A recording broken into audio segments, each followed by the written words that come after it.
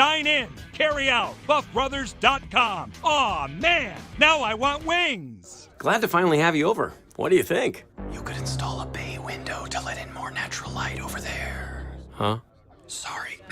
Sorry, it's just that I saved hundreds on my Navy Federal Credit Union home equity loan. Now I see potential home improvement projects everywhere. Learn more about how our home equity loans with no closing costs can help you get more from your home base at NavyFederal.org. Navy Federal Credit Union. Our members are the mission. Navy Federal is insured by NCUA. Equal housing lender. Membership required. Loan subject to change. Houston, permission to detach boosters. Negative, Commander. You're off course for the moon. Sensors show something massive on board. Did you bring additional items? Only the new loaded scratch-offs. Those are loaded with $50, $100, $500, and $2,000 prizes. You're on a trajectory towards Mars. Nice. First person on Mars. Take that, billionaires. New loaded scratch-offs from the North Carolina Education Lottery. Massive amounts of prizes. Must be 18 to play. Approximate overall odds of winning range from 1 in 3.8 to 4.88. Problem gambling helpline 877-718-5543. At Bet365, we don't do ordinary. We believe that every sport should be epic. Every home run, every hit, every inning, every play. From the moments that are legendary to the ones that fly under the radar. See for yourself when you sign up today and get $150 in bonus bets when you bet just $5. Whatever the sport, whatever the moment, it's never ordinary at Bet365. 21 plus only. Must be physically located in North Carolina. If you or someone you know has a gambling problem and wants help, call 1-877-718-5543 or visit morethanagame.nc.gov. Terms and conditions apply. Thinking of popping the question? Diamonds Direct has an offer you can't miss. This month only, buy a natural diamond engagement ring of 1 carat plus and receive a free natural 1 carat diamond tennis bracelet valued at $2,000. Imagine giving her the ring of her dreams and her wedding gift all at once. No one provides education, selection, and value like Diamonds Direct. Your chance to get a free tennis bracelet from your friends at Diamonds Direct won't last long. Details at diamondsdirect.com. Hank Bauer, Chairman, ABC Commission. And we're here to talk about Talk It Out NC. Part of this program, there's situations that show the kids how to get out of these situations because peer pressure is a big thing at this age. Sure. So if someone's pressuring an 8th grader, hey, have this drink, we're drinking, have a drink.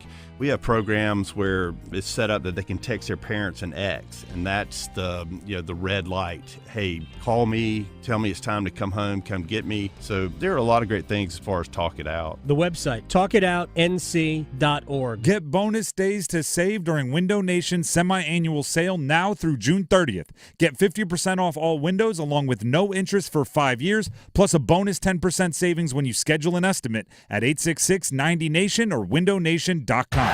This hour of the Triangle Sports Leader is powered by Ritchie Law Firm Injury Lawyers. He scores! What a comeback! Visit GotBryan.com. That's GotBryan.com. WCMC-FM HD1 Holly Springs. Another payoff pitch. Wilkerson drives a high fly to left. Does he have the power? Of course he does. Wilkerson swats a home run out of here, and we're back to a one-run game. Major delivers. Honeycutt swings. Honeycutt sends us into a Carolina victory. Oh, goodness me. Honeycutt wins it for Carolina. We'll walk it off again. Carolina can do no wrong in the 2024 postseason. You got to be kidding me right now. Unbelievable. College World Series first pitch is 2 hours away, 2 o'clock. It's UNC-UVA, an ACC matchup. NC State plays tomorrow, also at 2 o'clock, Victoria. If you're a sports fan of the state of North Carolina, there's a lot going on. We talked about it yesterday, V. Yes. We got College World Series with 2 of our in-state schools competing in it in Carolina and State. Hopefully they'll meet. That would be fantastic. Absolutely. My goodness. Is there a way we can take the show out there? Yeah, that would be fun. Why not? Here we come, Nebraska. Yeah, exactly. Yeah, we'll trust me. We'll get. I'll mention that here in a second. But we have the Big Rock Fishing Tournament going on in Morehead City. That wraps up tomorrow. Mm-hmm. Tomorrow's the last day to get lines out there. Oh, we also have the U.S. Open taking place, Victoria, down in Pinehurst. There is that, too. There's so much going on. Dennis Cox sitting in for Adam Gold once again today. We'll get into some Carolina Hurricanes news. We actually saw tangible, known news that the team announced earlier today officially. We also have an NFL quarterback that got signed to a massive contract. Will Carolina Panthers be doing the same thing in 2 years? We'll get to all this as we get out of the game. Or sorry, we get things started. I reverted to old ways, Victoria, when I said get out of the gate. It's kind of the same thing. But yeah, it's old school ways. But it's not. It is, but it isn't. It's one of those situations. All right, so let's actually go right to the U.S. Open. Guys struggling a little bit today. For example, Rory McIlroy already threw 14 holes today. He's +1 on the day. He came into the day tied with Patrick Cantlay at 5 under. Patrick Cantlay tees off at about 125 today. Bryson DeChambeau, who finished the day yesterday 3 under, he's also through 14 holes. He's 1 under on the day, so 4 under overall. So he's creeping up to the top. Thomas Dietrich has had a strong day so far through 10 holes. Is 3 under. He's also 4 under overall. But a couple other guys. We've seen Xander Schauffele was at one point 3 under today, but now has fallen back to 1 under. Not a lot of guys above even par overall. The cut line, it appears, Victoria, as of right now, is going to be +3. Okay. That's the projected cut as of right now. Now, what Patrick Cantlay and some of these others do, because, again, there's a lot of guys still yet to tee off. Sam Bennett, who's 1 under, doesn't tee off until after 2 o'clock. Ludwig Aberg, who is 4 under, just 1 shot back of Patrick Cantlay, tees off at about 1:30. Patrick Cantlay is still yet to tee off himself. So, depending on what those guys do, Tony Finau is 2 under. He tees off at 1:36 today as well. Depending on, again, what these other guys do and some of these guys that are right there on the cut line, what they do today, that line might shift a little bit. Yeah. Know who's +4? Ooh, who's that? Tiger. I was worried. Tiger. I knew Tiger's it probably wasn't +4. Phil because he was way low yesterday. Oh, Phil was +9 yesterday. He stunk. But, I mean, way better. I mean, relative. Relative. Sure. You know. But, obviously, you know, a guy like me, like I'd be +9 on a hole. Oh, yeah. That's really how it would Me go. too. But a lot of people are wondering, all right, can Tiger make a push? He and Dustin Johnson are both 4 over. They tee off today at 1:15 and at 1:36, respectively. So those guys, can they make a push? I mean, they're going to have to be under par today. Simple as that. With Tiger's body, I don't know if it can hang up.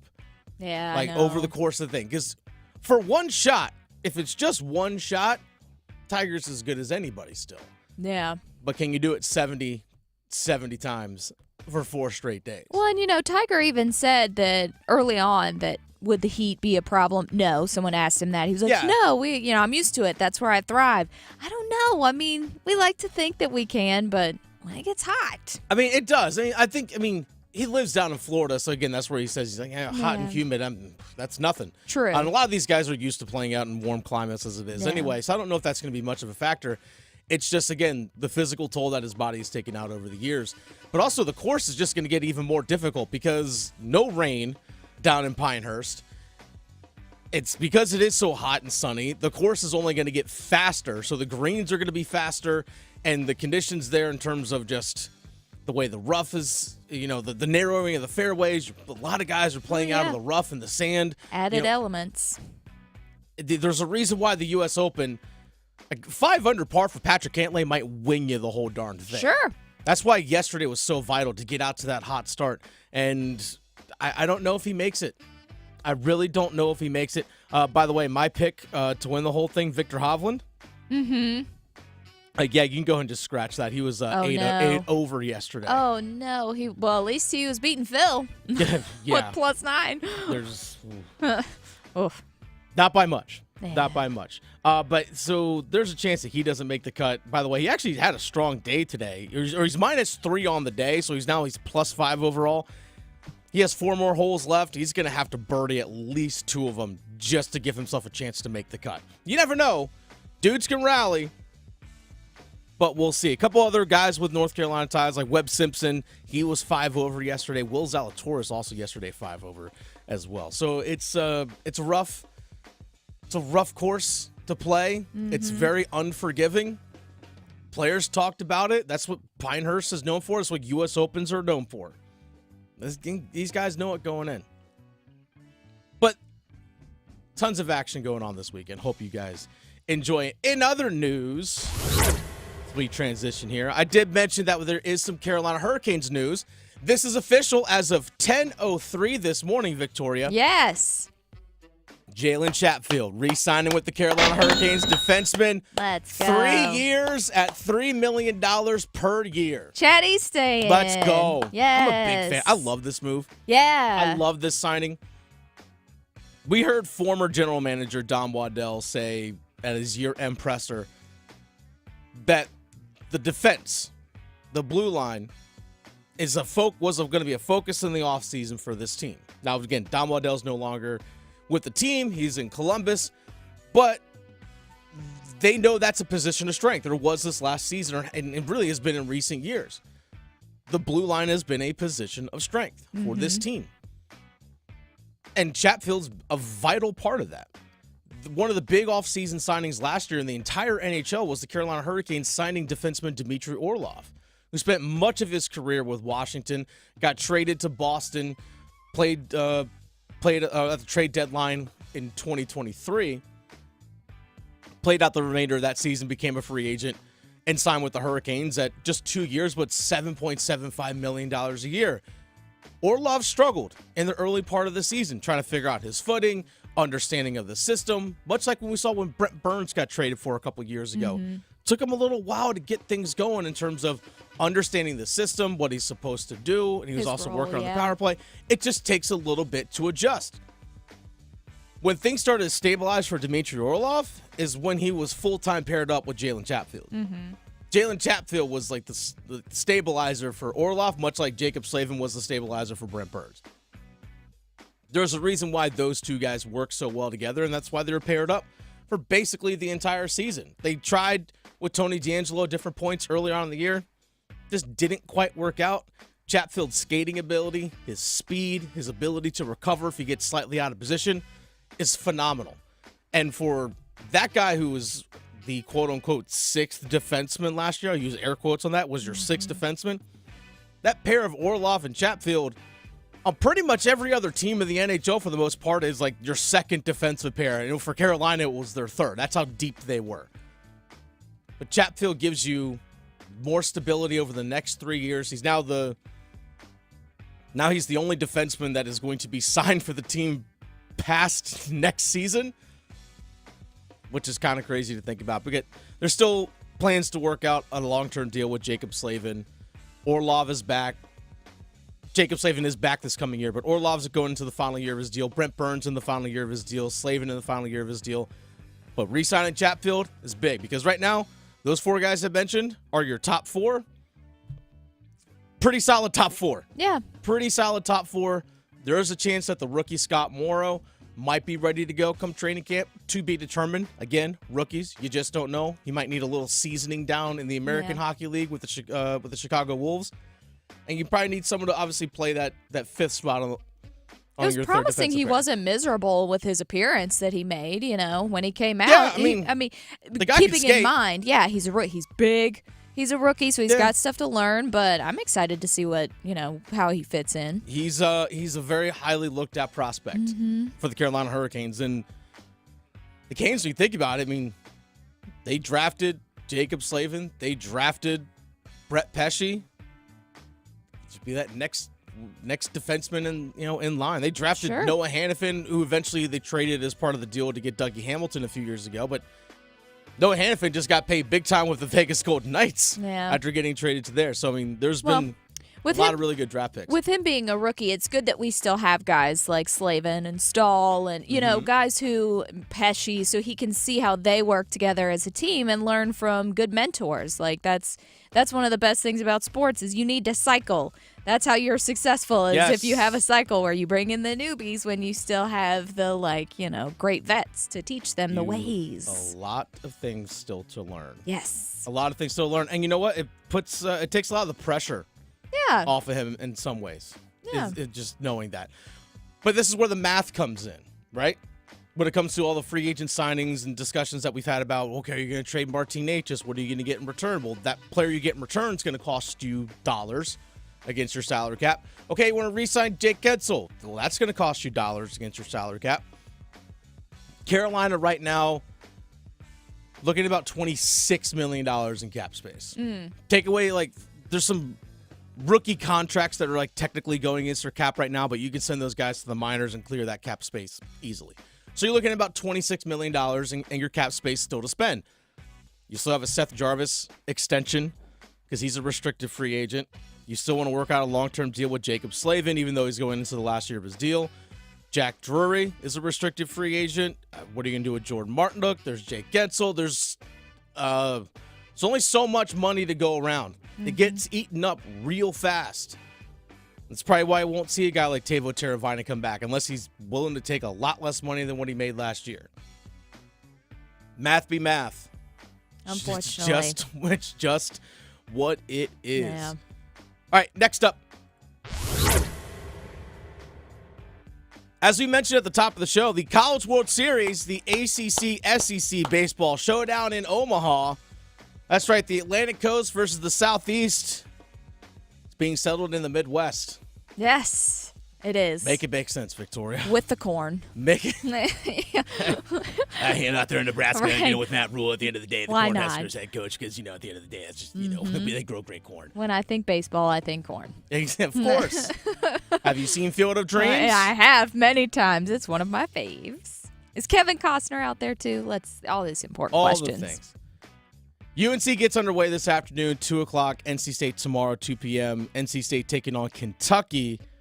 UNC taking on a familiar foe in Virginia. Here's actually Scott Forbes, the head coach of North Carolina baseball, on getting to play Virginia in the very first game. We have a lot of respect for them. I know they have a lot of respect for us. We've both been really good in our division and really good in the ACC. But, we have played them 3 times, and we played them at their place. So from the scouting standpoint, a ton doesn't change. But they're a lot different, obviously, at this point than when we played, and we're a lot different than when we played. But at the end of the day, I've been out there long enough to know that the 8 teams are out there for a reason. And we're going to have to play extremely well. So we'll focus on us more than we'll focus on Virginia. There's got to be comfort for both these teams knowing, it's all right, we know what they do. We see them 3 times during the regular season. Every time we scouted maybe another team, you've seen Virginia play. You're familiar. And it goes for both teams. I don't think it gives either team an advantage in any way, shape, or form in terms of knowing it. Because baseball, you can get beaten 15-1 one day, and then the next day you win 2-1. It's just how baseball works. So I don't think it gives either team an advantage, but it's got to be comforting knowing, all right, this is one of the easier scouts we've ever had to do. It's hey, remember when that guy threw, fastballs on every 3-1 count? Okay, we know that now. Mm-hmm. There's no advantage, I think, in either way. Plus, everyone's bullpen's rested. No one's played in a week. Right. Basically. Yeah. Everyone's rested and ready to go. So, yeah, I think it's super cool that, again, the ACC and the SEC so heavily represented. Obviously, we're leaning towards ACC because, of course, here in the state of North Carolina. But I hope UNC runs the table to the finals. And same thing with NC State. I hope they run the table to the finals so those two match up against each other. That's what I want to see. And by the way, speaking of half the field being ACC schools, here's Elliott Avent, NC State coach, on, again, half of the 8 teams being from the ACC. I think people always point to the end, but I think I look at consistency. I don't look at final results a lot. I'm a consistency guy, and I look at over time. And over time, the ACC has been one of the top leagues in the country without question. I mean, and no lies detected there, Victoria. No, even though people like to think the ACC stinks. Oh, they don't. And it's just they're projecting, and they're upset that they're... Here's the thing on that. Is that just because the SEC and the Big Ten have more money doesn't mean they're better. No. Just because you, quote-unquote, have the big brand names doesn't mean you're the better conference. Doesn't mean you that... And here's the thing. I think it's actually more telling of how great the ACC is that they don't generate the revenue television-wise from football that the SEC and Big Ten do, yet they're still the most successful overall. We look at from top to bottom, from including football, men's and women's basketball, baseball, lacrosse, you name it, ACC has been the better. Mm-hmm. Soccer, ACC has been better. Overall, has been better. Yet those other conferences, those schools have more resources, yet they do less with more, where the ACC does more with less. And they still can't buy a win. That's the thing. It's amazing how the perception around sports is so built around like, well, the Big Ten has to be better because they're making all this football money. The Big Ten's 2 schools when it comes to football. It's Ohio State and Michigan. That's it. Mm-hmm. Their basketball program, or their basketball in their conference, hasn't won a basketball championship since 2000. Yeah. It's a long time. Like in the SEC, it's like, okay, like SEC, I understand they got some bigger brands. Obviously, Texas and Oklahoma coming in obviously adds a whole lot into that mix. But last time I checked, we've seen Florida State and Clemson. People are like, oh, the ACC's just 2 schools in terms of football. Like, yeah, again, so is the Big Ten. I'm like, it's ACC does more with less, while those other schools do less with more. Mm-hmm. Yeah. Tell me who's better. Yeah. Go ahead. I'll wait. I know. The answer is the ACC. Speaking of NC State taking on an SEC school in Kentucky, that game tomorrow, first pitch at 2 o'clock. Remember back in 2021, 3 years ago, NC State got to the College World Series. COVID, a lot of restrictions, and so much uncertainty during that time. Again, this is just 2021, which feels like forever ago. I know. But it was just 3 years ago. So much uncertainty during that time. Here's Elliot Avent. Are they trying to right a wrong for the 2021 team? Oh, yeah. I mean, it's like I said, I'm not big on revenge, chip on my shoulder. I'm not that kind of coach. Doesn't mean I don't still harbor real bad ill feelings for a couple guys there. And hopefully I'll see them this week. But what happened in 2021 was a travesty. Anybody with any kind of responsibility or anything that they're in charge of for kids that can do what they did to the 21 team, they should have immediately resigned, in my opinion. They shouldn't still be working there. But so what happened? But revenge doesn't get you anywhere, except bitter in your own feelings, and just it doesn't get you anywhere. But yeah, revenge doesn't get you anywhere. It doesn't mean you're going to forget. Yeah. Doesn't mean you're going to forget. Best way to clap back is to win. Exactly. I think that's something that there are a few guys still left on that team that was there in 2021, but those, I mean, they understand. They know. Yeah. And the coaching staff, they understand. But I don't know how much of it is a motivating factor. Yeah. I mean, for some it might be, but that shouldn't be your 100% driving force. I mean, your goal should be, hey, let's go win the College World Series because we have the opportunity to win the College World Series. That's your motivating factor. Yeah, like right before Adam left for his vacation, we talked about this before, and if there's unfinished business that they feel, and that's kind of like the polite way of putting it, I guess you could say. It's unfinished business. Like, we have more to do to end that story. There's still work to be done, as I like to say. Still work to be done. All right, last thing here. We get things started. Stanley Cup Finals Game 3 was last night. Yeah. Let's put a wrap. Like, draw the curtains tomorrow on the Edmonton Oilers in Game 4, which is tomorrow. But Florida Panthers win the game 4-3. They were up 4-1. Edmonton pushed and got a couple of goals late. But it was just too little too late. Yeah. They got a couple, like a fluky bounce, like off a guy's elbow who was not even... He was like to the side of the net that went in. But hey, you know what? You got to make your luck. Yeah. Got to put the puck on the net. Here is something that it was kind of reminding me. Because when I watch the Florida Panthers, I see the Carolina Hurricanes. Because the style that they play is so similar. The system's so similar. The players on the ice are very similar to each other. Hence why we had such, like last year's postseason in 2023, in the Eastern Conference Finals. That's the reason why every single game was a one-goal game and multiple went to overtime, is because they're so evenly matched and they're built so much the same. It's like staring in a mirror at yourself. Yeah, well, and a lot of former Canes are with the Panthers now, so there are a few. There are a few, and they actually factored in last night. But early in the game, the Edmonton Oilers had multiple power plays and had a ton of good looks. And Sergei Bobrovsky, the goaltender for the Florida Panthers, bailed them out. Made a couple of fantastic saves. And then Edmonton had one lapse where Alexander Barkov for Florida made a play at his own defensive blue line. So Edmonton turned the puck over. Before you know it, he gets the puck up the ice. Boom, boom, puck's in the back of the net with 1:02 left in the first. It's like, it felt like so many times during this, whether during the regular season or the playoffs, where Carolina felt like they were in control of games, the Carolina Hurricanes, where they were in control of games, and they didn't capitalize or didn't get as much out of a period as they could have. It's like, man, they could have been up 2 or 3-0 after the first period, but it was only a 1-0 score.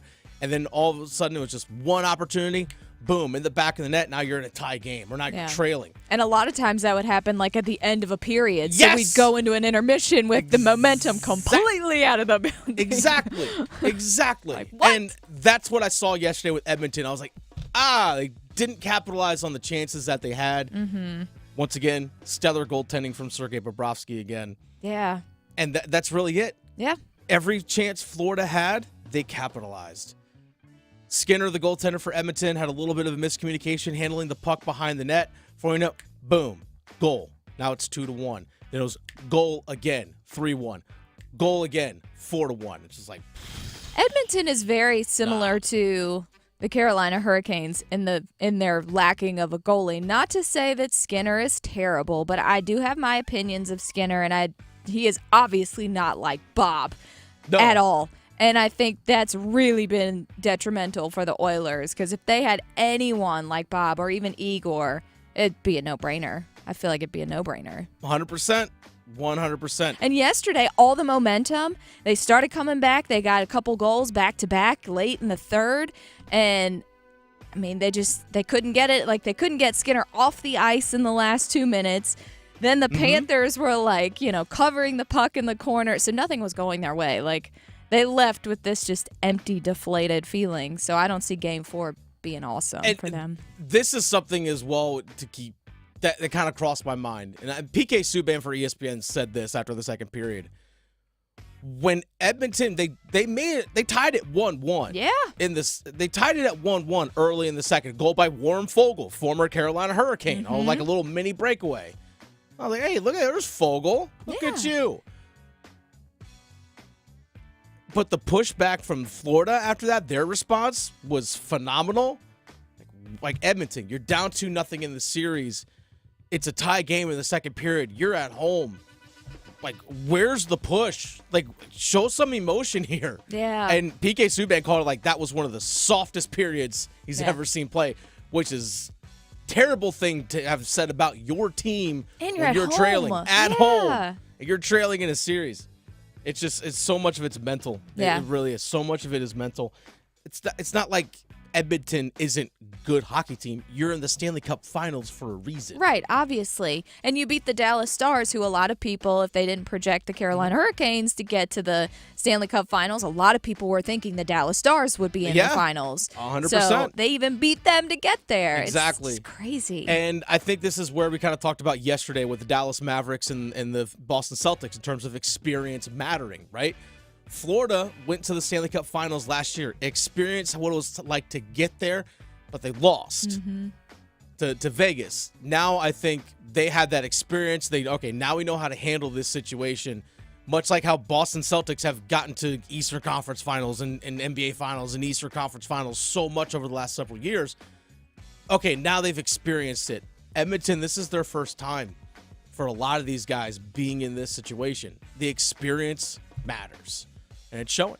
It's 100% showing. This is the Adam Gold Show. Dennis Cox sitting in for Adam Gold this afternoon.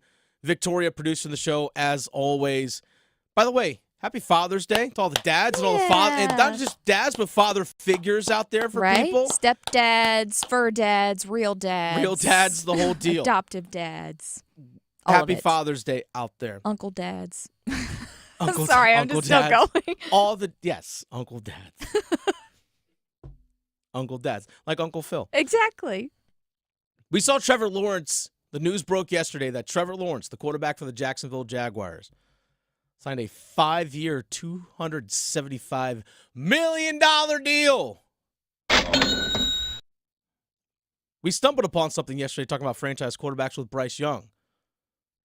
Why he's so polarizing. Is he the poster child of David Tepper's mistakes? or is he the cornerstone? We'll break it down coming up. Going beyond the box scores. Adam Gold on the North Carolina Sports Network.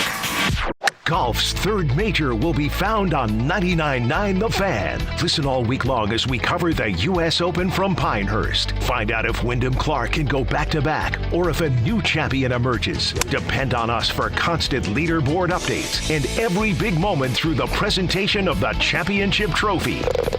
Coverage of the U.S. Open on 99.9 The Fan is teed up by McConnell Golf with 16 top-ranked courses, the best private club value from the mountains to the coast. Okay, let me tell you about one of my absolute favorite hangout spots. Hey, it's Victoria Vodenecker, and Norse Brewing Company in Wake Forest is a place you need to check out. There's also Norse Brewing Longhouse in Zebulon, which is just as amazing, but both locations offer mouth-watering Southern food, but with a Scandinavian twist. My personal favorite is the loaded beer cheese tots with in-house made seltzers. Yes, they make all of their adult beverages in-house right in front of you. Speaking of the setup, you'll be completely immersed in the Viking vibes with the handmade axe door handles, the wooden interior, the calm lighting. And with the weather getting warmer, there's plenty of space to enjoy this one-of-a-kind menu outside. Whether it's brunch, lunch, dinner, or a nightcap, Norse Brewing Company is a place you'll want to visit, and you can bring your pups too. Bring everyone out for trivia night, one of their markets, or you could even plan your next big event there. You can find out all the information about this amazing spot and upcoming events at norsebrewingco.com.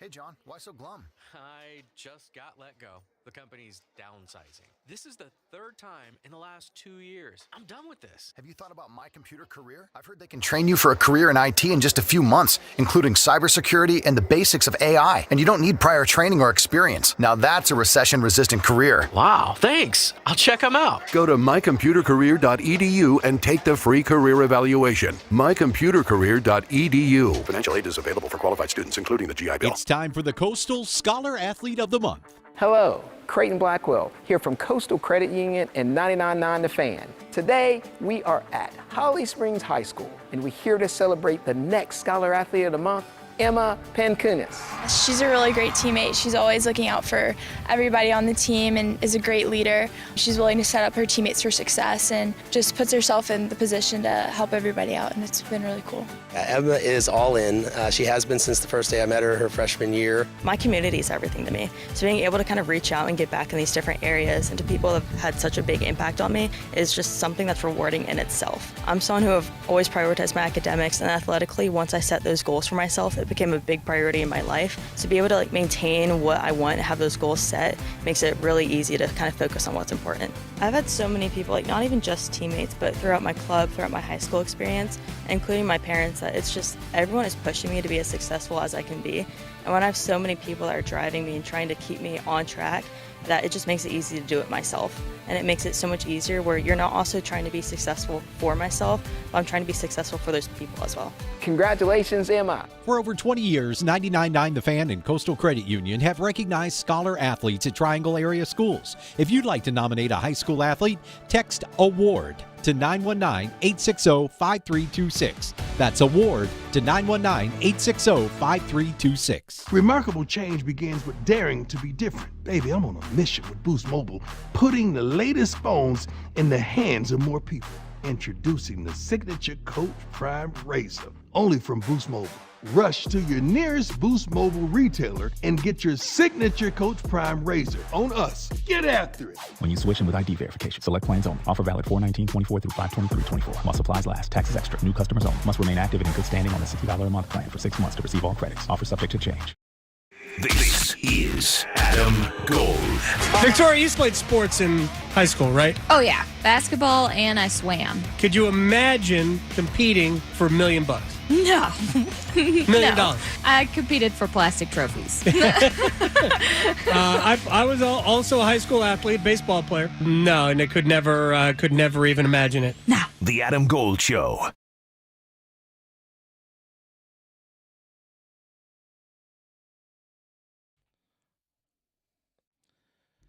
So yesterday we stumbled upon, we kind of stumbled upon why I think that Bryce Young is so polarizing for Carolina Panthers fans. By the way, Dennis Cox sitting in for Adam Gold. today. He'll be back on Wednesday next week. He's probably again enjoying the U.S. Open and long Father's Day weekend. Victoria producing the show as always. Bryce Young is one of two things.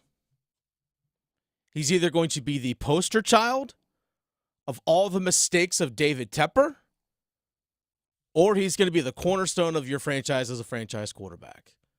He's going to be one or the other. Because if we look back during the David Tepper era and all the decisions that have been made since David Tepper bought the team back before the 2018 season. So we've had 6 seasons of David Tepper, now going into the 7th. We've seen the franchise move on from Cam Newton, its biggest star player, and probably you can say the best player in franchise history. They've moved on from him. They kind of sort of brought him back for a short bit. Unfortunately for him, like the shoulder, the arm, everything's just kind of cooked. It's what it is. So we saw the team. All right, we need a franchise quarterback, right? All right, well let's sign Teddy Bridgewater. Okay, this for Matt Rule. Let's sign Teddy Bridgewater. Okay, well, Teddy Bridgewater isn't exactly what we had thought, even though I thought he actually did a pretty decent job what he was asked to do. Okay, let's trade a bunch of draft picks to go get Sam Darnold from the New York Jets. Maybe we can have this reclamation project because, he's playing for the Jets and, everything up there, and that franchise is dysfunctional. So if he comes here, maybe we could stabilize things, change the scenery. Let's go. Didn't quite work out. So the next offseason, hey, let's go get a guy that's kind of fallen out of favor in Baker Mayfield. Even though Baker Mayfield, he's been to the playoffs before, and with Cleveland of all franchises, the Browns. Let's go. A 5th round pick, a future 5th for. Let's give that. Maybe we can make him into something, that he wasn't really going to be in Cleveland. Maybe let's make that happen. Oh, by the way, while we're at it, let's trade for Matt Corral. Let's do that. So let's make that happen. Oh, during that season, Christian McCaffrey gets traded away. They end up benching Baker Mayfield and end up releasing him. He ends up playing for the LA Rams to close out the season because Matt Stafford was hurt. Oh, and then Matt Rule also gets fired during the season as well. So, okay, well then let's, all right, well, with the Teddy Bridgewater thing didn't work. Okay, we brought back Cam. That's not going to be good enough. Oh, we get Sam Darnold. That didn't work. Baker Mayfield. Oh, we drafted Matt Corral. No, none of those worked either. Why, we've already fired Rivera during this time. We've also fired Matt Rule during this time. Oh, hey, we kind of got something cooking here with Steve Wilkes. No. We got to do something else. Let's see. We've gotten rid of Cam. We've gotten rid of Christian McCaffrey. Hey, let's trade DJ Moore to Chicago along with 2 first-round picks and 2 second-round picks to get the number 1 overall pick, and let's draft Bryce Young. Let's do that now. Yeah, get rid of all of our good stuff. Let's do that now. And let's hire this all-star coaching staff because that way, let's sign Hayden Hurst as a tight end. You know what? Even the owner, David Tepper, say, hey, we don't need to spend a whole lot. We don't need these great receivers because we're going to have the quarterback that's going to make them look great. That's the reason why we're drafting Bryce Young. Frank Reich doesn't even last a season. He's gone.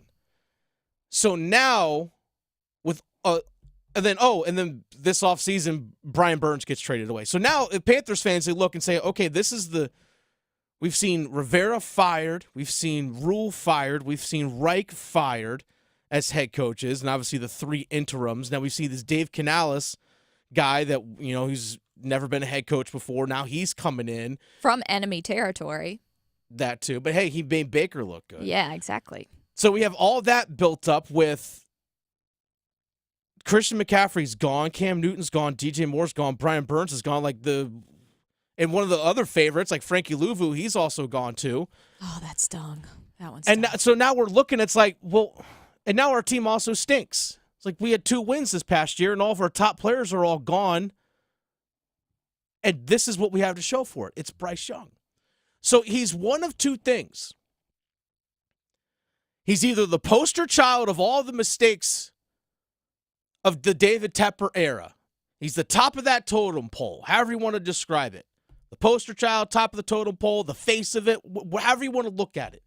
He's either that or maybe it's the one time you actually hit and he does become your cornerstone for your franchise. Because here's the thing. If Bryce Young is successful, that means the Carolina Panthers are winning football games, which is what we want, right? Isn't that the goal? If you're a true Panther fan. If you're a fan. Then you would want that. And there are people, and I've said it yesterday, who I feel like want to see Bryce Young fail. And I think it's because he, again, is the culmination of all the decisions that have been made by David Tepper over these last 6 years. That's not Bryce Young's fault, by the way. I mean, it's not Bryce Young's fault that all those things that we just mentioned took place. No, he's a scapegoat. Exactly. He's the scapegoat. Yeah. So when you look at Bryce Young, you sit there and say, that's the culmination of all the bad decisions to this point. It's that guy right there wearing number 9. Either he's, again, if he's a bust, that's what it is. Or again, maybe with Dave Canales and the right personnel around him, the right mindset and structure of a front office led by Dan Morgan, and the right culture that this team wants to have. If he's your cornerstone, that means the team wins. That means the team is successful. And you know what? This year, he can prove that. They might only win 6 games, but he shows better. that It's better than last season. Significantly better. But Bryce Young, remember, is also a byproduct of the dysfunction too, right? Because again, all those things I mentioned from all the decisions that were made to sign Bridgewater, to trade for Darnold, to trade for Baker Mayfield, to trade use multiple picks to draft Matt Corral, who never even played one snap for you. Then you had the Bryce Young. Like, none of that's his fault. Again, he's the result of all these decisions. So can he be a cornerstone guy? I hope he is. Because if he is, that means the team is winning. If he's not, we're restarting this whole thing again in 2026. Otherwise, we're just restarting again, and we're right back to where we've been. Constantly right back to square one. Constantly rebuilding.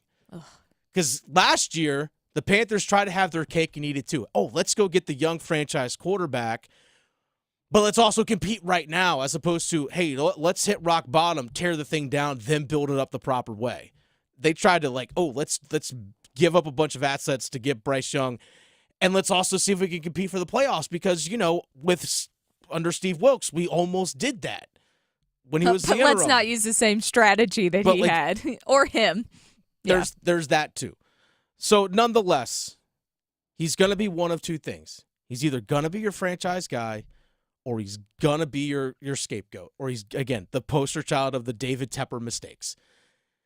And if you are a fan of the team, you better hope that's the former, not the latter. You better hope that he does become that guy. That's it. Because that means your team is successful and your team is winning games. And your team consistently, year in and year out, is fighting for playoff spots and in the playoffs, fighting for division championships. That's what you want. That, I think, is the reason why Bryce Young is so polarizing. Because when people see Bryce, they see Tepper's decisions. He's the result of that. And there's not too many people who dig David Tepper. There might be 2. His wife and his mom. Maybe. Yeah. Maybe we'll throw a few others out there. Yeah, maybe. But for the most part, 99.9% of Panthers fans don't like the guy. No, because he's ruining our franchise. He is single-handedly ruining our franchise. I know he thinks he's a blessing to Charlotte, but he is ruining our franchise. And as a fan from 95, I feel some type of way about that. There it is, folks. There it is right there. There it is. Yeah, Couldn't have summed it up any better. There it is. This is the Adam Gold Show. Dennis Cox sitting in for Adam Gold this afternoon. It's Friday, folks. You made it. Friday. You made it. On the other side, at 12:45 every single weekday, Victoria tees up one-timers coming up. Serving it up hot and fresh every day. Adam Gold on the North Carolina Sports Network. The NBA Finals are here, and FanDuel is giving you the chance to win alongside the champions because right now, new customers get $200 in bonus bets with a winning $5 wager. That's $200 to use on same-game parlays, live betting, and so much more. There's no better place to bet on all the Finals action than America's #1 sportsbook. Go to FanDuel.com/AGS to get started. Take a shot at an extra $200 in bonus bets. FanDuel is the official sports betting partner of the NBA, and you want to make those games more interesting. FanDuel is America's #1 sportsbook. 21 and over and present in North Carolina. First online real money wager only. $5 first deposit required. Bonuses issued as non-withdrawable bonus bets which expire 7 days after receipt. Restrictions apply. See terms at sportsbook.fanduel.com. Gambling problem? Call 877-718-5543 or visit morethanagame.nc.gov. At North Carolina Farm Bureau Insurance, we like calling North Carolina home. Because being local matters. It's why in every county, we have agents whose hometown is your town. That means we're there when you need us most, with personal service you'd expect from a friend or neighbor. North Carolina Farm Bureau Insurance. Helping you is what we do best. Some call it overplanning. At Alternative Power, we call it foresight. Be prepared for the next power outage with a Generac home standby generator. After sensing a power outage, a Generac generator automatically restores your home's power, whether you're home or away. Generac, it's not just a generator, it's a power move. Act now for a free 10-year warranty on a Generac home standby generator. Terms and conditions apply. See more at alternativepower.com. Alternative Power, North Carolina's Generac experts. Deep in the Sandhills sits a North Carolina gem, Pinehurst. Uncover the stories behind this legendary golf destination in the new PBS NC special. It's a beautiful day in Pinehurst. Step onto its hallowed grounds, where golf's greatest players have made history, and learn what sets Pinehurst apart, from its humble origins to its modern-day status as the cradle of American golf. Stream It's a Beautiful Day in Pinehurst for free now on the PBS app. Think it's too pricey to pursue your interest and earn a degree? Well, if you're a North Carolinian from a household making $80,000 or less, think again. The Next NC Scholarship could cover more than half, if not all, of your tuition and fees at any NC community college or public university. This is money that doesn't have to be repaid. The Next NC Scholarship helps you know what you're getting because it combines federal and state-funded financial aid to form a new, simplified award. We're talking at least $3,000 for community college or $5,000 for a public university, making the cost of education more manageable. The Next NC Scholarship also helps you know where you're going, because you could see how much you could get to pay for the schools you're interested in. So picking the right path for you and your future is now easier than ever. Applying is as simple as filling out the FAFSA. Dig into the details at nextncscholarship.org. The Next NC Scholarship. Know what you're getting, know where you're going. If you pay your city or town for electricity, you live in a public power community. Our public power providers in North Carolina keep the power on 99.9% of the time. That averages out to be less than 1 hour a year without power. Public power line workers who work day and night, rain or shine, are key to that unbeaten reliability. Better reliability, fewer outages, faster restoration. That's the value of public power. Learn more at electricities.com. This is Adam Gold.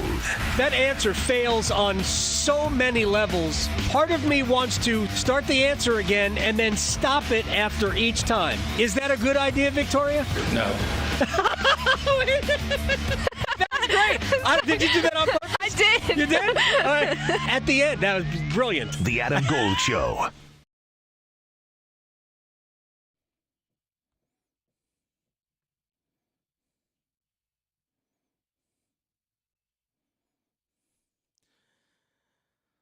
This is the Adam Gold Show. Dennis Cox sitting in for Adam Gold this afternoon. By the way, if you miss any of the show, The flagship station for the Adam Gold Show is 99.9 The Fan in Raleigh. So if you missed any of the show, we actually do live stream on 99.9 The Fan's YouTube page. So maybe if you didn't catch like the start of the show, you can actually, go to the live stream and actually go back and pick up where, watch a different segment. The whole show lives live there. You can watch it live, and then after the show, you can go back and watch the whole thing in case there's something like you missed. So, like for example, if you missed the opening segment where we talked about the U.S. Open or the College World Series, about State and Duke being in there, and the Stanley Cup Finals Game 3, and the Carolina Hurricanes re-signing Jalen Chatfield, if you missed the opening segment, it's there for you. You can watch it. You can listen to it.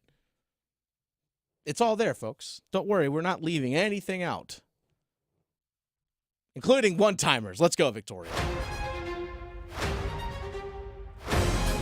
Yes, and the first thing that I was going to kick off with actually involves our local schools. So proud of them. So do you think that the ACC will finally start to be looked at in a different, more relevant light if things come down to potentially a 2 ACC school matchup with, and this is just talking baseball because I feel like we're relevant in football and basketball, but absolutely. So what do you think? Unfortunately, no, because you always say the word like money talks. So when we get to the college football playoff and the expanded college football playoff, what conferences have 3 automatic bids or whatever into it? It's the SEC and the Big Ten. And unfortunately, that's what shapes most of our perception of sports is just football, at least on the collegiate level. And like, oh, well, Florida State's trying to leave the ACC because they want more money. Now Clemson's suing the ACC because they want to get out as well. Well, so how's great the ACC is? Oh, wait, we have these 2 schools that are trying to leave. So that's unfortunately the perception of the league is that when your 2 top football brands and most successful football brands over the last 15 or so years are looking to leave. Unfortunately, that's what people are going to say. They're not going to look at, you consistently have, you had 3 Elite 8 basketball teams, you had 4 Final Four teams, another team in the final, 4 Sweet 16 teams, 3 Elite 8 teams, another Final Four team in men's basketball. You also had another in women's basketball as well with NC State. And people are going to overlook that because, again, of what football is. Yeah. So, unfortunately, no. Even though the numbers and the success on the court, on the field, backs up the ACC. Like, just look at the numbers and championships when games matter. ACC wins more often than the other ones do. But again, it's that perception of, well, they're not generating as much money revenue-wise. And you have 2 schools looking to leave because of that. That conference can't be great. That's unfortunately the perception. Yeah, they must stink. Well, moving on to the Carolina Panthers. They suck. Yeah, they're not rich. What?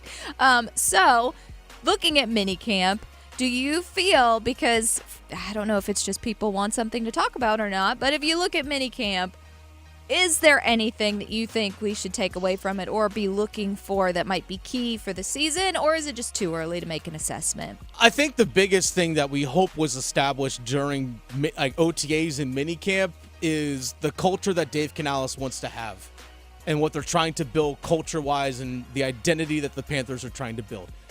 That is the biggest thing for me. That is the biggest thing. Because that's going to be the long-standing thing. You can change up your scheme X's and O's, Y's based on who you play. You can alter your playbook over the course of time. But what needs to be established is the culture and identity that what I like to call, myself and Chris Lee on our Panthers Playbook podcast, we dubbed the alignment, which is Dave Canales and Dan Morgan, because alignment was the thing we heard so much this offseason. So we have dubbed the 2 of them the alignment, like they're an NXT tag team. But nonetheless, the culture that those guys want to set for this franchise, if those seeds were planted and started to establish this offseason, to me, that's the most important thing. Okay. And I know we kind of maybe touched on this, or it was just before the show, but I know Caitlin Clark is still out there, making headlines. Not her per se, but people talking about her. Yes. So just broad. What's your opinion? Do you think she should have been one of the players on the Olympic team or no? No, she's not ready for that level of play yet.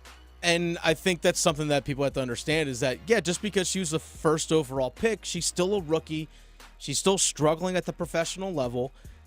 It's okay that she didn't make the team this year. That's fine. She can make it in 2028 when it's in Los Angeles. She can make it then. It's okay. Like, you know what? She's not ready for that yet, and that's fine. It's okay.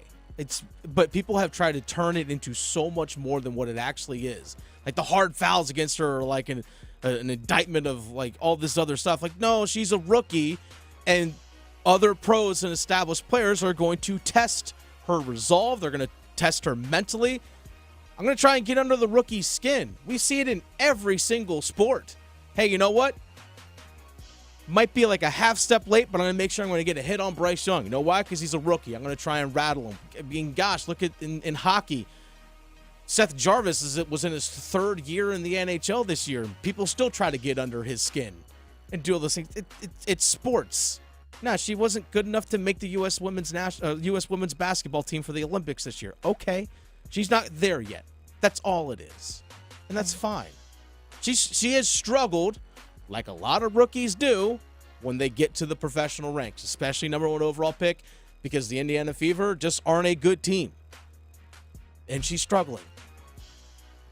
Like any other sport. Yeah. Like any other sport. Yeah. It's no different. Yeah. Well, moving on to the NBA, not the WNBA. So game 4 tomorrow. Yep, game 4. I hope it's not sweet. Now, a lot of people, I hope there's a game 5 just so we have more games. I know.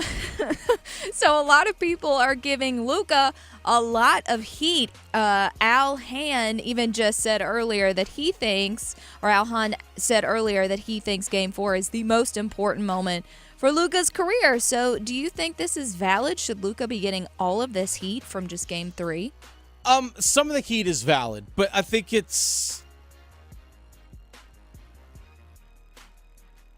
the bounce back from game 3 is going to be telling, or how Luka responds from his performance in game 3 is going to be very telling about his resolve, because he's never been in this situation before as a pro. And some bad fouls that he took in that game obviously was detrimental to his team. And I think it was a cumulative effect of frustration, some bad play, didn't like the officiating, whatever it might be. Mentally, it got to him in game 3. That's what it was. Mentally, it got to him in game 3. All right, how do you bounce back from that performance will tell me a lot about his mental resolve. That's really it. Will tell me a lot about how he is mentally. Yeah. That's it. Yeah. Okay, well, and last up, another game 4, hopefully not our last game 4. The Panthers and the Oilers. So this is probably more of just a hypothetical. But could you see the Panthers being in the same position if the Dallas Stars had moved on versus the Oilers? Possibly. Because they're that good of a team. I'd say Dallas is built similar to Florida. But also, Jake Ottinger in goal is a better goaltender than what Skinner is with Edmonton. And they have some... Honestly, I'd still be a 2-1 series. They'd still be the favorite. I don't think it'd be a 3-0, but they'd still be the favorite. 1 hour down of the Adam Gold Show. Coming up, more of the U.S. Open. Coming up. Serving it up hot and fresh every day. Adam Gold on the North Carolina Sports Network. It's here, the Chatley Boat & Marine Inventory Reduction Sale featuring Yamaha boats for 6 days only, June 10th through the 15th. Boats as low as $300 a month. Rebates up to $8,000 plus special financing. Large inventory ready for immediate delivery. All boats are water tested before delivery on the Chatley on-site test lake. The Inventory Reduction Sale featuring Yamaha boats, June 10th through the 15th. Open nightly until 6:30, Saturday until 3, only at Chatley Boat & Marine in Sanford. Marcy Bailey from Bailey's Fine Jewelry, here to share why Bailey's is consistently voted best place to buy your diamond. First off, our amazing selection of diamonds is unparalleled. We also have hundreds of the most coveted engagement ring styles to fit any budget. You can also utilize our vast selection of loose diamond inventory and custom workshop to create your dream ring. And if that's not enough, we also offer an unprecedented lifetime diamond guarantee. I invite you to come see for yourself. Visit us today in-store or at baileybox.com. If you see me stopped in the McDonald's drive-thru, just staring at the menu with my "what should I order" face, don't interrupt. It's the most important decision I'll make all day. Enjoy savings every day when you get a McDouble, McChicken, and other faves. Buy one, get one for $1. Plus, get any size Dr. Pepper for just $1.29.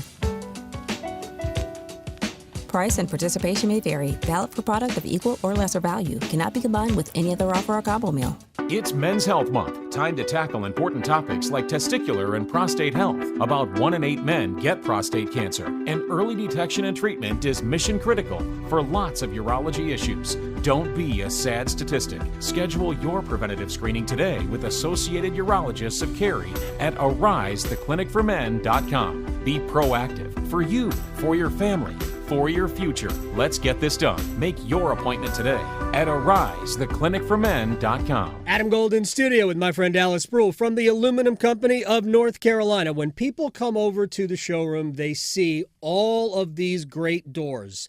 I'm not saying that this is what you guys specialize in. You specialize in everything, but let's talk some doors. The doors are a great way to beautify your home. And when you come into the showroom, one of the first things I ask you to do is to open and close the door. It's a big difference. So with the doors, you pick out the hardware, you pick out the colors, you pick out the style. They come in fiberglass, they come in steel. We got multiple glass options.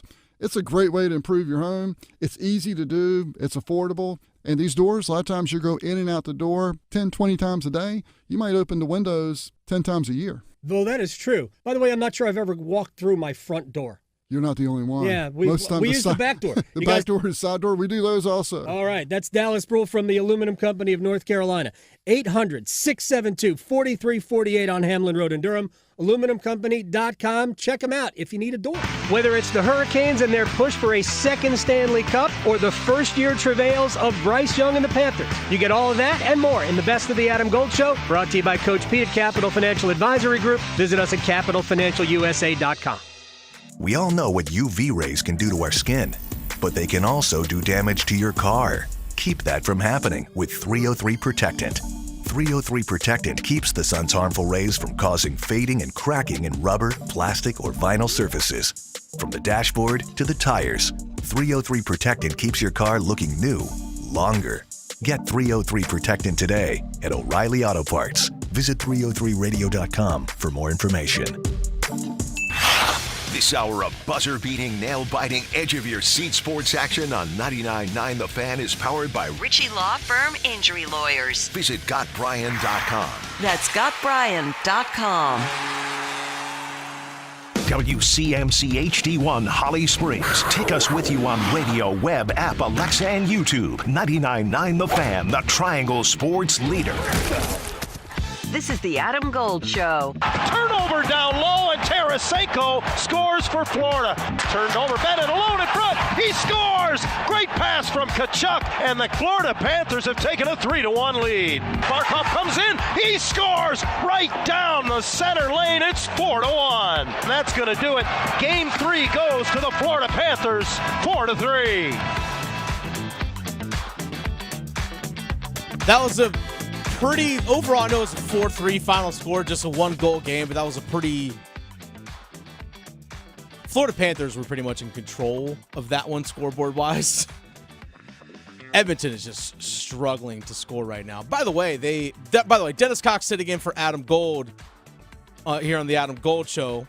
Adam will be back on Wednesday next week. Victoria producing the show, as always. We had Game 3 last night. Actually, you know what? This is our second take here. Let's go and get this thing started. We'll get into U.S. Open here in just a moment as well. By the way, also 1:15.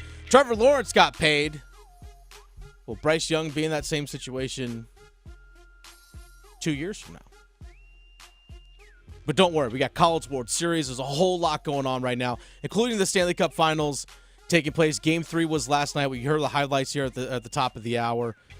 But we saw yesterday Edmonton in the first period had scoring chance after scoring chance after scoring chance, multiple power play opportunities, nothing to show for it. And we've seen this sometimes with the Carolina Hurricanes. We have.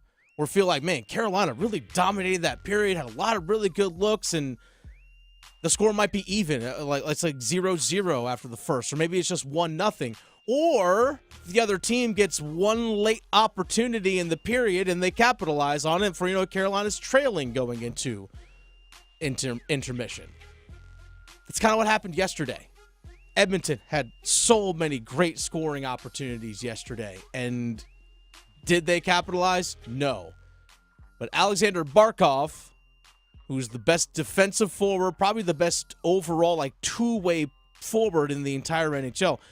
Connor McDavid, the best scorer, best overall forward. But in terms of being stellar on defense and guy that can contribute offensively, Alexander Barkov is right there. He makes a play at his own defensive blue line, gets the puck up the ice, and it was McDavid and Draisaitl, who were the two top offensive players for Edmonton, got beat coming back down the ice. And then sure enough, it was former Carolina Hurricane Gustav Forsling sends a puck in front, redirected by Sam Reinhart. Puck in the back of the net with 1:02 remaining in the first.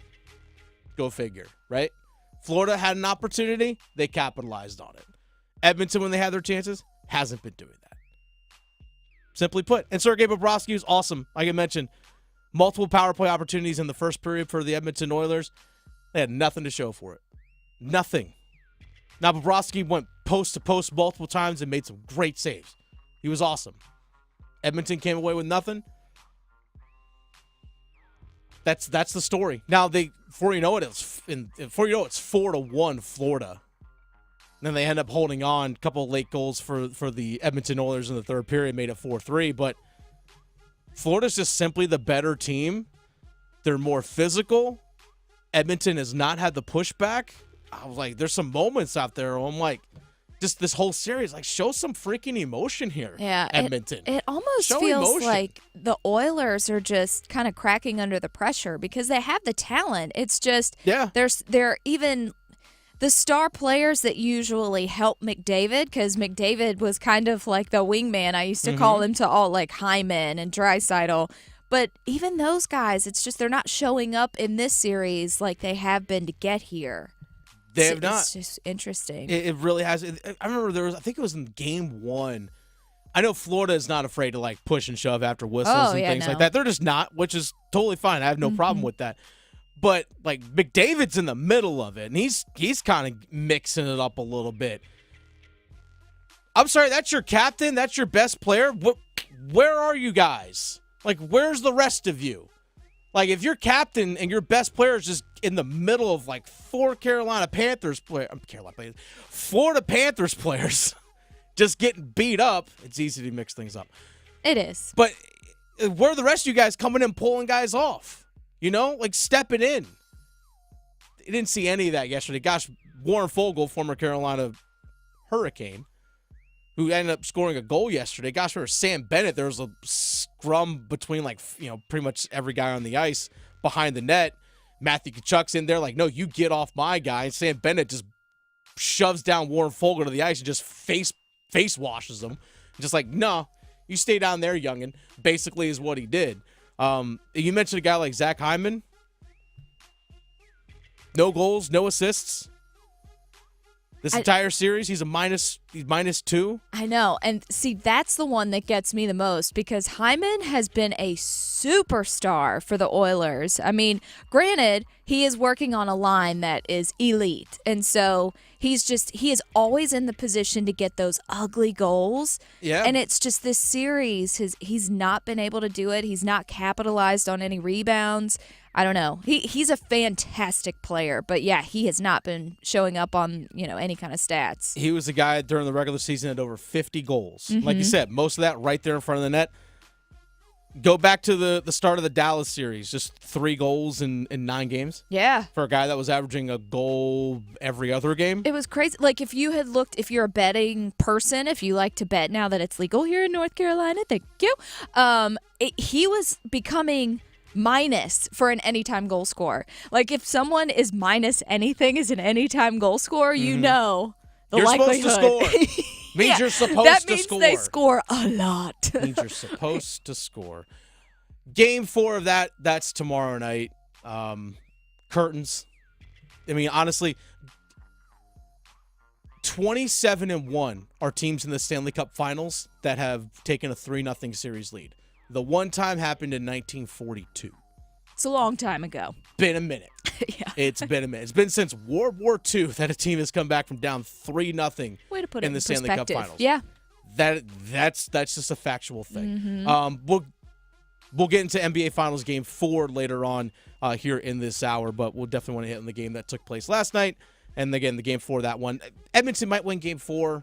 I kind of hope they do, if for no other reason. Well, I want more hockey, but also for their fans, because like, it's dangling the carrot. They've been waiting so long to be in this position, and it's just, I just feel for them. I don't want them to lose at home, all of it. I don't know. The cup's coming home to Canada. No, it's not. I think that's probably the Carolina Panther fan in me. Like, come on, give me something.